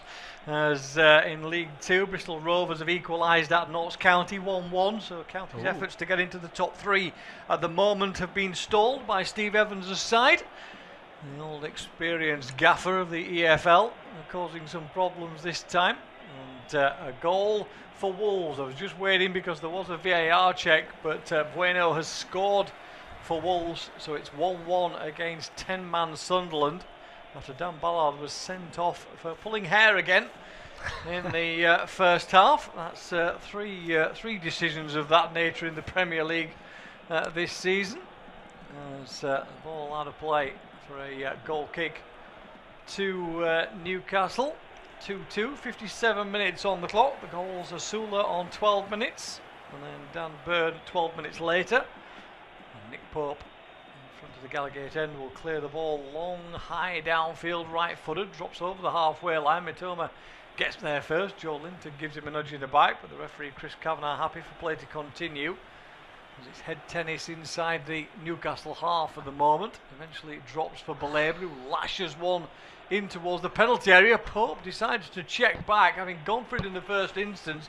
Minte does actually get his foot to it on the volley, but he can't keep any control over it, and it flashes way over the crossbar. And that could have been an absolutely spectacular goal from Minte. It could have been, indeed, it would have been a spectacular assist from Baleba, who's just with the outside of his left foot. It just it swings it into the box. As I say, it comes down with snow on it, over the top. So Minte is through on goal, but he's going to have fantastic technique to get out on target. You call that, I think XG on that is probably not more than 0.05 or something. But yeah, it's Baleba has done a few interesting things this time. He decided to, instead of threading it behind with a nice neat pass, outside of my right foot on the volley, over the top, and he's almost paid off. He certainly did, as Brighton work it all the way down that left-hand side. Again, a cross comes in from deep. Welbeck's battling for it. Defenders on the floor. I think the referee has given a foul for the challenge by Danny Welbeck inside the penalty area. There's a confirmation that Burton have equalised against Leyton Orient, so Exeter still have a chance to get out of that relegation spot in League One, but they are currently 1-0 down at home against Bradford City, who are looking to confirm their place in the League One playoffs. In the Premier League, it remains Brentford 2, West Ham 0, and Wolves 1, Sunderland 1. Sunderland down to 10 men, and apparently that Wolves goal was their first in 47 days due to the international break and no FA Cup games. The last one was in a 2-2 draw against Brentford in March, apparently. And the ball is chipped forward downfield again as Brighton try and quickly get on the attack. Minte drives downfield, but again he overruns it, and again it goes behind for a goal kick, and that's 2 or 3 times Minte credit Miley for getting back with him, I accept, but Minte has overrun it 3 times now in this second half. It is a skill to run at pace with the ball and at your feet. He just boots it forward, hoping to reach it again. Miley did well to just stick with him, because he had to sort of touch the ball and go forward. But yeah, it never ever close to getting across into the box there for Minte, who's it's been lively. I think I'm not sure if that's a compliment when you say a player has been lively. But Brighton getting on top now. Now it's a chance for Mitoma in the middle there, and they are getting a bit of head of steam now. Yeah, ball worked on the right-hand side. Long, deep cross into the penalty area. Miley gets the header. Guimaraes picks up possession, but he's surrounded by yellow shirts, but finds a way back to Nick Pope, who lashes it downfield up towards the halfway line. Willock goes for it, but it's headed away. Goes all the way to Thiaw, though. And Newcastle back in possession. Of course, they could take the pace out of the game potentially, but Pope doesn't have much time. He's closed down quickly, has to clear it downfield. Baleba flicks it forward. A couple little flicks find Welbeck in the centre, and it's worked out on that left-hand side. Nice little interplay. Chance perhaps here, and there's a goal back for Brighton. Little chip down the left-hand side. I think it might be Hinchelwood who's got himself in there again into the penalty area, and Brighton have a lifeline in this game. And it's a well-deserved one with the possession that they have had. It is Newcastle 2, Brighton 1. That is an absolutely amazing goal of football. If you look at the passing, the flick-ons, Baleba starts it with a I think he knees it forward, and then it's one touch, give and goes, and it's a fantastic ball in towards Hinchelwood. I think for me that is almost like a goal of the season candidate. It will never win the goal of the season because it doesn't hit the top corner from 20 yards, but the passing there from Brighton, and Baleba again is such an exciting player to do. He started the move with he just basically top of his thigh or kneed forward as a neat pass. What a goal. What a team goal indeed from Brighton, and what a finish as well from Hinchelwood as Pope spread himself ice hockey goalkeeper style at the near post. Just had to do what he could because he was one-on-one against the Brighton man with no chance of getting to the ball first. And we've kicked off, and Brighton are back in possession straight away, trying to get a ball into the penalty area, but it's cleared away. Jack Hinchelwood then with his 3rd goal in the league of the season on 61 minutes makes it Newcastle 2, Brighton 1, and Newcastle suddenly got to wake up a little bit in this game. A little bit of pressure on Eddie Howe's side. With the poor record they've got at home this season, they'll still feel a little nervous to chip a ball in here straight into the hands of Verbruggen, who wants to clear it away downfield. There's a bit of off the ball involving Joel Linton. I think Veltman, referee, has not seen it for the moment. Play continues down the left-hand side anyway. Here's Minte. He's only got Welbeck to aim at in the middle. He checks on towards Miley, lifts the ball in, trying to thread one across the 6-yard box, but it's easily scooped up by Pope. A couple of important goals in the League 1 and 2 as Luton have equalised against Bolton. They're not going down without a fight, the Hatters, in terms of those last playoff places. Northampton down to 10 men against Plymouth. Plymouth also trying to get into the playoff places. Bromley leading 2-0 at home against Walsall, and Chesterfield in the winner-takes-all for the playoffs in League 2 are leading 2-1 at the county ground against Swindon. As Brighton play a ball forward into the penalty area, it comes off a defender. Dan Burn coming back to cover, and the ball is pushed behind for a corner kick then for Brighton. Set piece opportunity. Pascal Gross again over quickly to take this one. It looks like there's a bit of movement on both benches at the moment, so I wouldn't be surprised to see some substitutions coming, I should say, after the one for Brighton in the first half that was forced on them. Masfief had to go off through injury, and Veltman came on. Here is Gross then from the right-hand side with the out-swinging corner towards the edge of the 6-yard box. Easily headed away only as far as Mitoma. He pushes it back out to Gross on this right-hand side. He steps away from the attempted block of Willock in towards Mitoma across the penalty area. It hits the back of Thiaw and spins behind for a corner. Could easily have ended up in the back of the net. Absolutely, and Brighton, they're back where they were the first 10 minutes in the first half with complete domination at the moment. And the way they just walked the ball into the box there, Newcastle, their press is just non-existent. I'm not sure. Someone needs to tell them basically they're only 2 points behind Sunderland, and that's something to play for the end of the season. So another corner kick now. Yeah, corner kick comes in towards the near post. Two players battling for it. It squirms away off both of them up in the air, but there's a catch for Nick Pope. It looks like Newcastle are going to be the first ones to make substitutions. There was like a couple of players in black and white coming to the sideline. Hall was certainly one of them. And, Eddie Howe perhaps looking to shuffle things around and try and get a grip back on this game. Joe Linton in a central position in midfield picks up possession. Him and Guimaraes ended up in the same space though, and they lose possession. Ball back towards Thiaw. 65 minutes gone then. It is Newcastle 2, Brighton 1. As Newcastle play a long ball down that right hand side. Murphy will chase it, battles with Karaoglu. He wants a free kick. The assistant on this near side, as he's trying to play a bit of advantage. Karaoglu not impressed by the decision.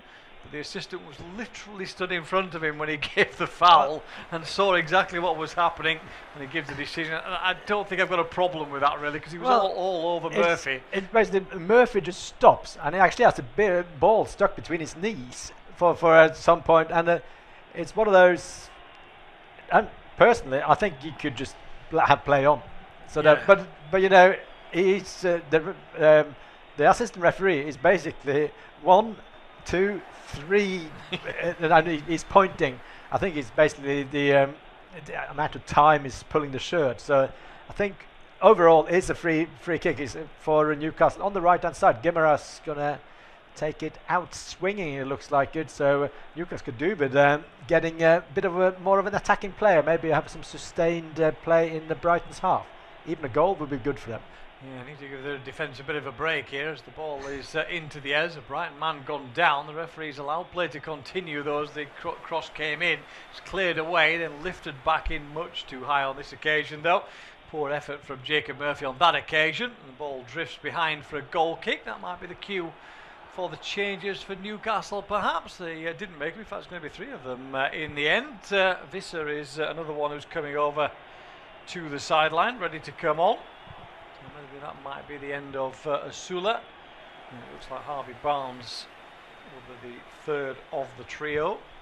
As we wait to see who's coming off. Dan Byrne did just come over onto the near side, but I'm not sure if he was picking up a drink or coming off at the moment, as 1 or 2 players have come over to get instruction as well, which doesn't really help. But Willock certainly looks like he's gone, so that's one of the players who's disappeared at least for now. Jacob Murphy will be a second, which kind of makes sense, and I'm guessing Asula will be the other one. Yeah, Asula will be the other one, so it's not quite what you'd call straight swaps. It looks like Newcastle might go to a back 3 then, perhaps with Hall on one side and Miley on the other, or whether Hall will drop in left hand side of midfield where Willock was playing. Yeah, you assume is it Harvey Barnes or Joe Linton going to go up as in the number 9 position now, or Whistler, I would think. Yeah, well, of course, Whistler's going. Barnes will be a straight swap. Yeah, that's so.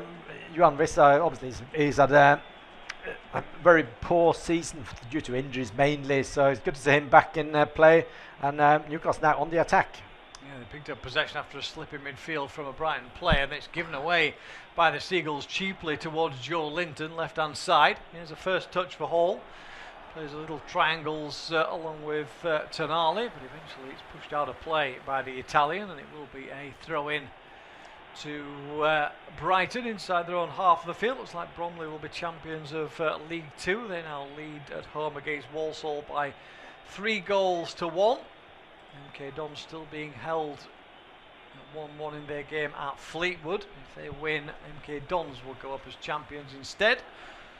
Both of them going up to League 1 anyway. There's a long ball forward here.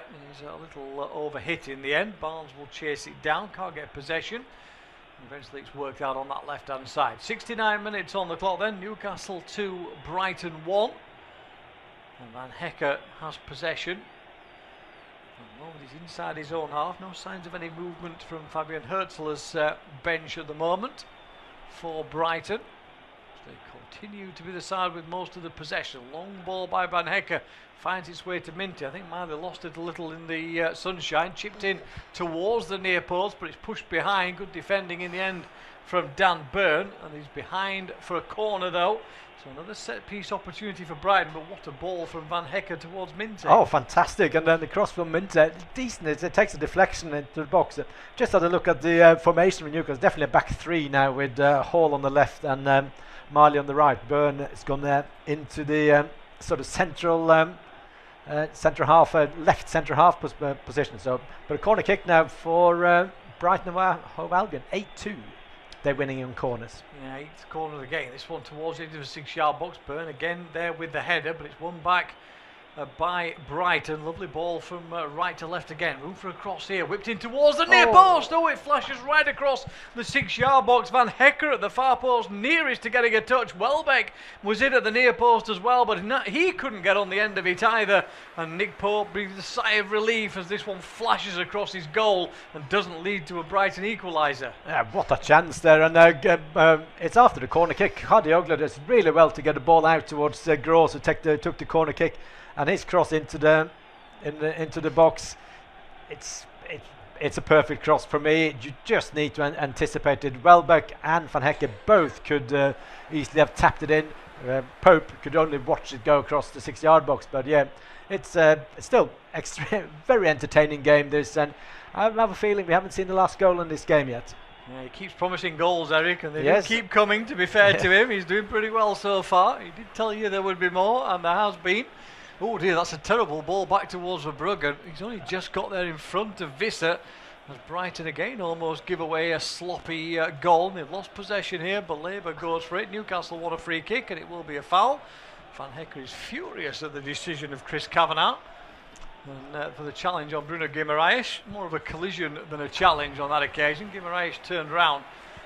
I think Van Hecke's stopped there for me. I think Guimaraes has bought one, and the referee's decided he's going to pay. Yeah, I think Van Hecke's thing is, I can say, he's telling the referee, I have to stand somewhere, and I can't get. He couldn't get out of the way, so he just stopped this movement. Guimaraes would almost at a kick at Van Hecke said. So I can understand his frustration there. Surprised if he didn't get a yellow card, because that was some dissent to show there, Van Hecke. But maybe late in the season when those reactions was always a yellow card early on, wasn't in this season. But they keep changing their minds sometimes. Yeah, I would have still liked to have seen a yellow card, if I'm honest, with that kind of reaction. Doesn't exactly set a good example, as Guimaraes plays the ball into the penalty area. Ball half cleared, head tennis around the edge of the penalty area. Byrne lifts it back over. Van Hecke with the header. Hall back in again. Still inside the Brighton box before it's finally hacked out, but not clear. Joe Linton picks up possession, rolls it to Hall left-hand side. He gets across in towards the far post, but it's just lifted up in the air. Easy for Verbruggen to make the catch. As in League One, Stockport have gone 2-1 up against Barnsley in that game, with Stockport looking to cement their place in the playoffs. Looks like that's job done from their point of view at the moment. There's still 15 minutes left. Bolton drawing with Luton, and Plymouth still drawing at 10-man Northampton. They're the two who could sneak into the playoffs on the final day, but at the moment they're not. So the 4 from this morning at the moment in those places in League One. As the battle for the championship continues. Here's Minte over on that left-hand side. Rolls a little ball back towards Kadioglu, but there's a wall of black and white shirts in front of them now, all sitting deep. Low block, as the terminology is. Or defending deep, as we used to call it. Ball is down on the right-hand side for Pascal Gross, who's virtually playing as a right winger now. Has possession up against Hall, lifts the ball into the area, deflects off the defender. It's headed away again out of play by Dan Byrne. As Plymouth have got a third against Northampton. So Plymouth putting themselves back into contention. As it stands at the moment, they would sneak that last playoff place. Some turnaround for Tom Cleverley's side this season, as the ball across from Brighton towards the penalty area is cleared away, but they'll get it back again down by the corner flag. Gross puts it back. Veltman tries to get a cross in. That's blocked. Spins away back towards Veltman again. This time he has to go back for Van Hecke. Square ball across. Every yellow shirt within 40 yards of the Newcastle goal, and then a mistake over on that left hand side by Minte, who tries to be a little bit clever, falls over the ball and it runs out of play for a throw in, and that's a frustrating end for Brighton. Yeah, actually quite some good moves. They won the ball back at 3-4 times after getting the ball into the box. And yeah, Mint, that's one of those when you tell the 7-8-year-old that's not acceptable, with the ball rolling over the foot on the left-hand side. But Brighton well on top at the moment. Looks like Pascal Gross has gone out to the right-hand side at the moment, and he's just so good on the ball. The veteran, the heroes returned, and now he's going to attack the ball on the far side. Yeah, he was there on the far post, had it fallen to him, but Hall heads it away before it gets anywhere near him. Joe Linton into the path of Tonali down this left-hand side. Van Hecke scampers across to cover though and has time, but then gives the ball back to Tonali with a poor back heel. Then he wins it back. Then Veltman slips over and the ball runs out of play off him for a throw-in. And a rather messy passage of play ends with Van Hecke and Tonali both sat on the floor at the moment. And eventually they will slowly get back to their feet. And the ball is out of play for a throw-in over on this left-hand side. And Newcastle on the back of 5 defeats, as I said, in the first half. 2-1 in front at the moment, but not feeling comfortable in any way, shape or form, as Brighton have certainly had the better of the possession, and the second half has again been in their favour. 69% of the possession has been for Brighton, as Veltman goes back to Van Hecke, closed down quickly, gets it back towards Veltman, who's fouled. It will be a free kick, which is taken about 15 yards away from where the challenge was made. Not surprised when the referee says, no, I think you'll find out on the right-hand side was where you were supposed to start. So off we go again, over on that left-hand side. The ball is up towards Minte. He drives forward now into the penalty area. Good covering by Chiao, though. Gets behind Miley, picks up possession, but then gives it away again. Straight back to Brighton. That's a messy passage of play on this occasion from the home side. Chiao, having got the plaudits, then makes the mistake.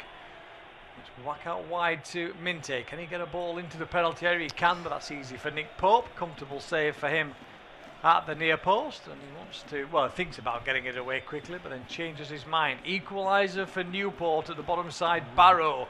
So Newport are back out of the bottom 2 in the League 2.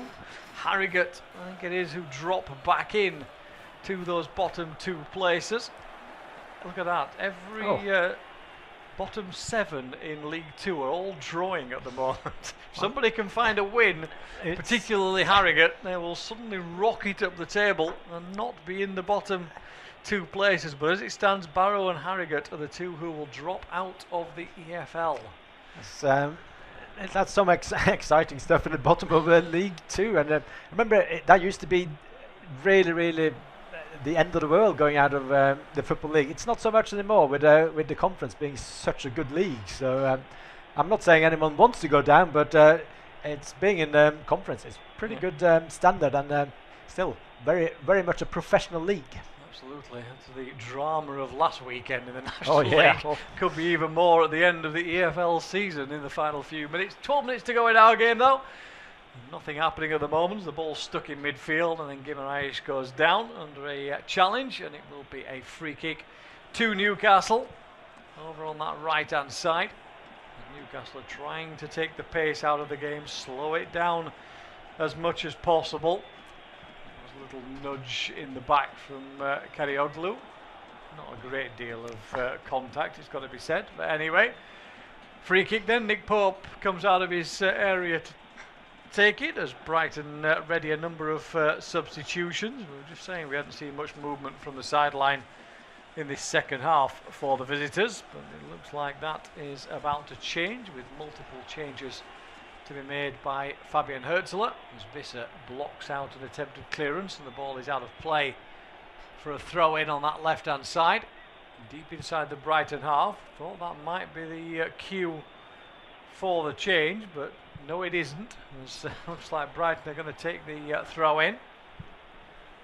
It's all rather slow at the moment from Brighton. They're running out of time though, with 11 minutes on the clock to find a goal that will at least give them a point in this game, with Brentford leading West Ham by 2-0, and it could be the end of Exeter in terms of League One. They've gone 2-0 down at home against Bradford City, who will confirm their place in the League One playoffs. There's changes now ready to come. He said De Kuiper is the first one who will make his way on for Brighton. The other two, Rutte and Kostoulas, look like they will be the other two changes, but a little bit of confusion at the moment as to who's coming on when and where. But finally we see players coming onto the field. Can't really see exactly confirmation of who's coming off at the minute. Presuming Danny Welbeck will be one of them at least, who finally comes over to the sideline. But Belabor, Veltman and Welbeck are the three who are finally confirmed for us. So Veltman, who was a first half substitute, has now been substituted.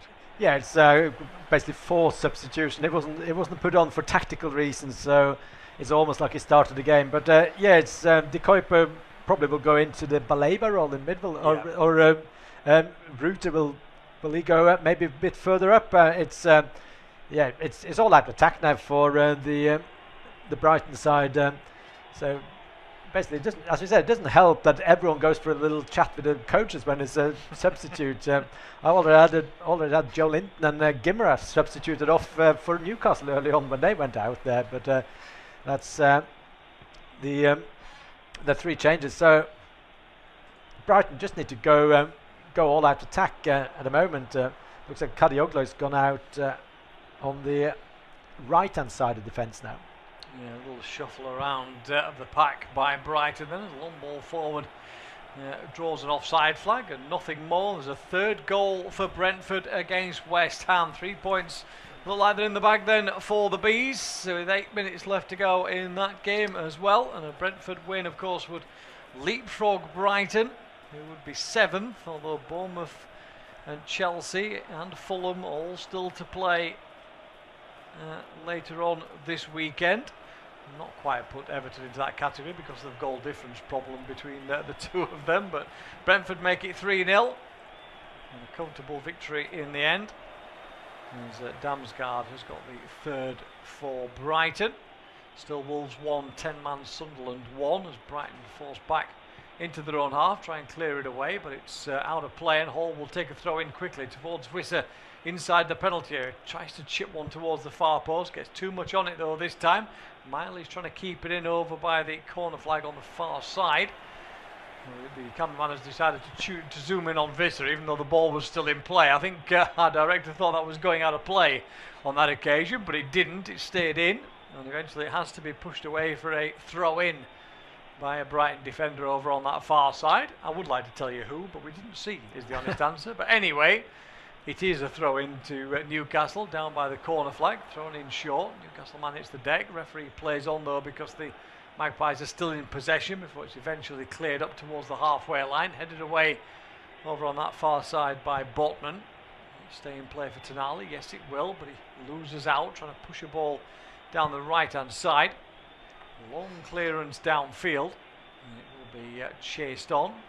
Kostoulas is onto it for Pope, who again takes a long time before clearing, and is rather fortunate that it doesn't again come back off the Brighton man into a dangerous position. It's finally cleared away over on that far side, but Nick Pope has taken a couple of gambles so far this afternoon. He has. I know obviously that is a lot of criticism against Pope is his that is may not be as good with his feet as he's stopping shots and collecting crosses, and that probably underlined that issue today with twice now. He's almost messed up for the Tsunami, but still 2-1. Brighton now on the attack. As they pick up possession again, chip ball towards the penalty area. He's headed behind by Tonali, so more defending for Newcastle to do from a set piece. And Nick Pope, as we say, struggling with the ball at his feet at least so far, has been pretty good with his hands though throughout this game, but still time for Brighton to at least find an equaliser. They have this corner kick then from their left hand side. It's taken short on this occasion. They worked out to change the angle of attack. In fact, it's flicked in towards the near post. It comes off a Brighton heel, I think last, and goes out of play for a goal kick. As Barnet have scored a second at Harrogate at the same time as Newport have scored a second at Barrow. So those two sides lead by 2 goals to 1, and at the moment that will be enough for Harrogate to be relegated alongside Barrow from League 2. So that looks like that's how that's going to play out now at the bottom of the Football League. And in our game, it looks like Newcastle heading for a victory, but it's certainly not confirmed so far. They are defending fairly resolutely at the moment. Anyhow, side, no lack of effort at all. But it will be a clearance away by Nick Pope then in towards midfield. Ruter wins a challenge for Brighton with a strong tackle. Up towards Kostoulas through the centre. He'll pick it up again. Turns it onto this right-hand side. Karioglu moves forward. Plays it out on the right for Minte now. Up towards the corner of the penalty area. Then he checks back. Karioglu has it again, right foot across in towards the penalty area, dropped in the box, block on the shot, overhead kick, great save by Nick Pope, down low to his left to push it away, excellent reaction save on that occasion as the ball dropped in the penalty area. Kostoulas with the overhead kick, looked all ends up like it might end up in the back of the net as it came to him.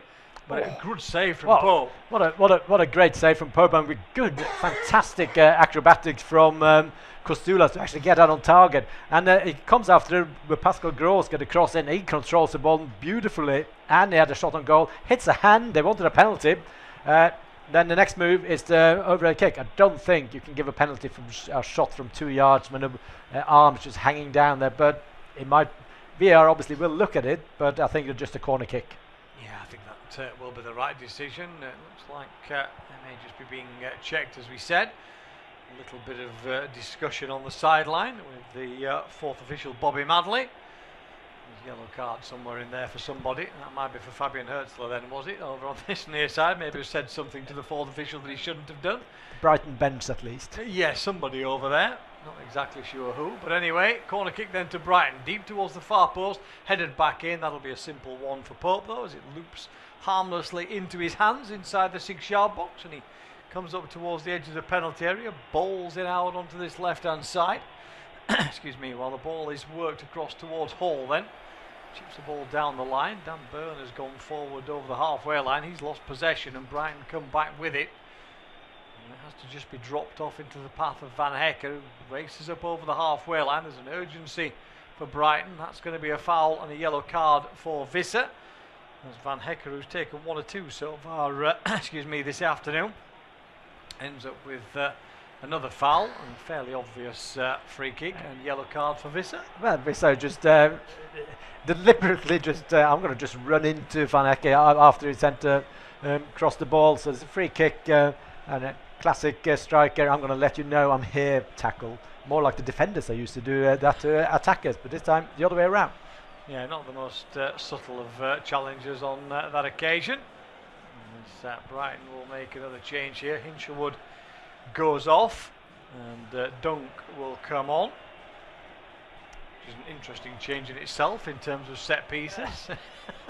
I think obviously normally that's a defensive change, but obviously he will go up as a striker now for the last few minutes, Lewis Dunk. Yeah, it looks like it as Pascal Gross has it. Right foot across then, long beyond the far post. Flicks away off Miley. Tonali will be the first to react to it. Wins back possession for Newcastle, but he's crowded out by Brighton players and he gives the ball away, and there's a chance here for Ruter to drive into the penalty area. Steps past one, past 2, towards the far post. Oh, it's over the top. Minte with a great chance at the far post, puts it over the bar. Maybe it took a deflection. He's gone to fetch the ball. I think that's just to get it for the goal kick. But there was a player at the near post who threw himself at it in yellow, but also the chance at the far post. Kostoulas, I think it is, who's battling with Byrne. He can't get on it, and in the end Minte puts it over the bar when he should have equalised. He should have equalised. It's a fantastic run from Ruter down the line. Ruter is actually celebrating when before the shot goes in, because that's a goal, and that sums up Minte's day. It's been very frustrating for Minte. He's been involved. He's had a good game, but poor decision making, poor last final touches in towards the crossing into the area. It's finishing. So as a good game, but obviously that's a 6 out of 10. That's not an 8 out of 10 for Minte. Got to score. Absolutely, he's called over to the near side. Fabian Herzler with a few words of encouragement or otherwise in terms of that, but frustration as he picks up a water bottle and then throws it back in towards the bench. Minter with a great chance there to find an equaliser for Brighton, but it remains Newcastle 2, Brighton 1. Then as we reach the 90-minute mark in this game, no lack of effort from either side. It's been a cracking encounter for the neutral. For Brighton fans, it will be a massive frustration because they know they could easily have got a point. In fact, possibly should have won this game. But Newcastle, with those 2 first-half goals at the moment, have the advantage in their away here with Hall down the left-hand side. Only got Visser in the centre if he can find him. He can find him. Oh, and he's missed as well. Puts it over the crossbar inside the penalty area. Only the goalkeeper to beat. Takes it first time, lashes it miles over the bar. Yeah, first minute, and now Visser going to make a mockery of my prediction. There will be more goals in this game. That is just a gilded miss from Visser. He's 6-7 yards from the goalkeeper, ball rolling around the penalty spot. It's an easy side foot, but it goes over the bar from Visser. But yeah, great counter attack, very good cross from Hall. But yeah, what an end to the game, end to end stuff. It's been a very enjoyable watch this game. Newcastle 2, Brighton 1. It could have been 3-3. It could have been 5-5. Yes, this game quite easily. Absolute chaos. 5 minutes of stoppage time. They're not quite finishing this one off yet for us. The enjoyment as neutrals is going to continue, as it looks like Newcastle are going to make another late change in the game as we tick into stoppage time to tick a few more seconds off the clock at least. As Guimaraes has gone off in midfield, and Ramsey, who dropped out of the starting lineup, will come back into the 11 at least for the moment. As Newcastle look to try and shore this one up and see if they can hold on to this 3 points. Big 3 points to get them back to winning ways after a real poor run of form.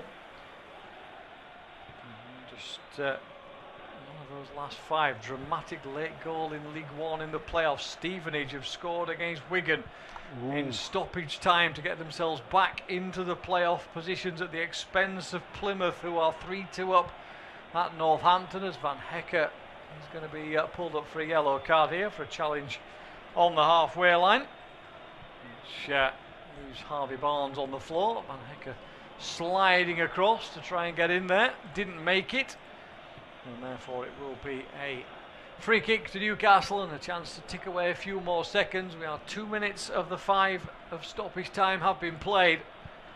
Chances for both sides, either for Brighton to get a point late on or for Newcastle to seal the 3 points, but neither of them taken. And the game's still somewhat in the balance as the ball into the area. Hardly anybody in there in black and white shirts. It was headed out as far as Joe Linton, out towards Barnes over on that right hand side.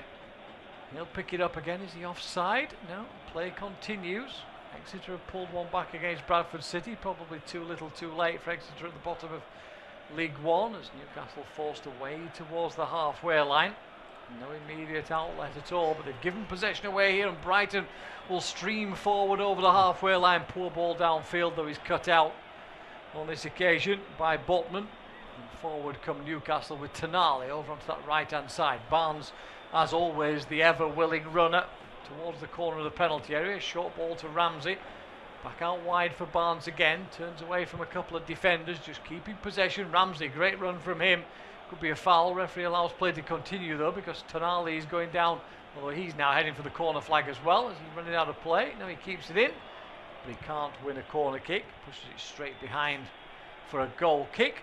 Full time between Wolves and 10-man Sunderland. It finished Wolves 1, Sunderland 1, the first Wolves goal for nearly 50 days, but not enough to get anything more than a point on this occasion.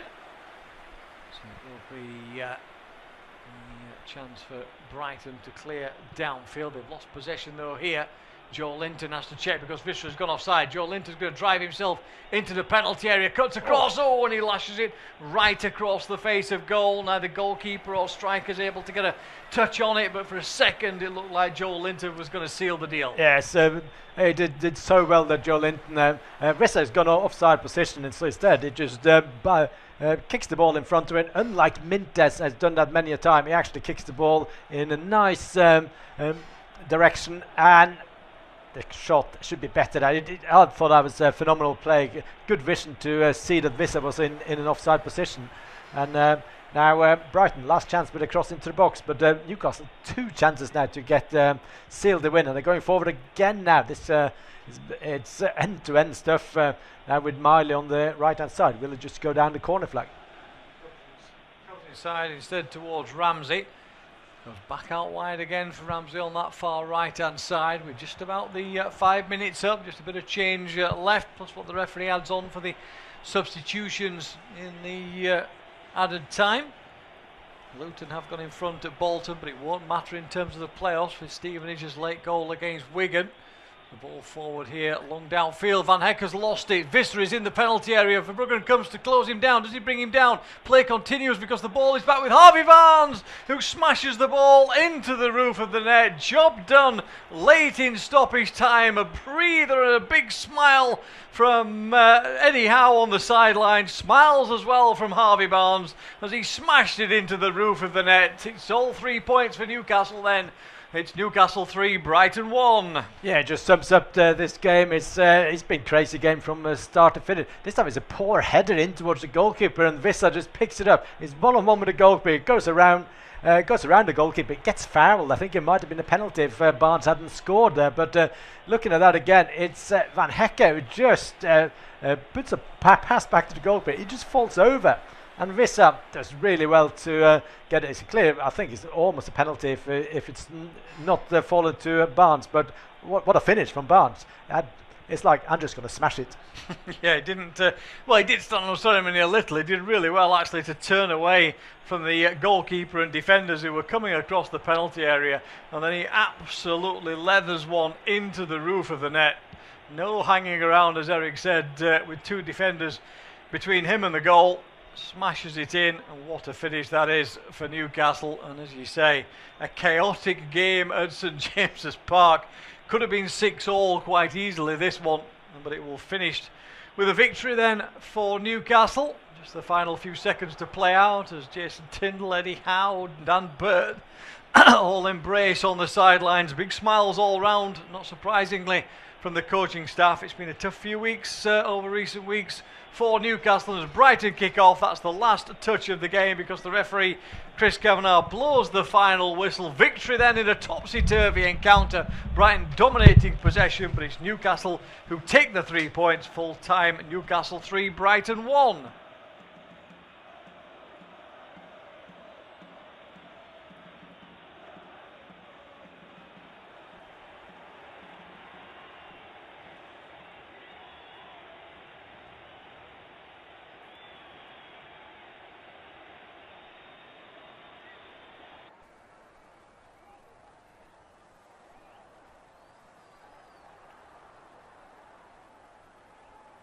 Our next football commentary match is getting ever nearer, so why not take the opportunity of having a bet on the match? Whether you're interested in betting on the match result, the first player to score, the last scorer, correct score, double result, total goals market, handicap betting, or any other of our exciting market, it's fun to be involved.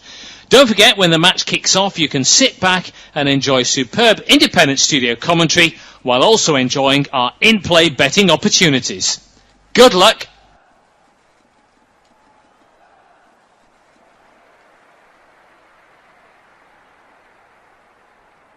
Our next football commentary match is getting ever nearer, so why not take the opportunity of having a bet on the match? Whether you're interested in betting on the match result, the first player to score, the last scorer, correct score, double result, total goals market, handicap betting, or any other of our exciting market, it's fun to be involved.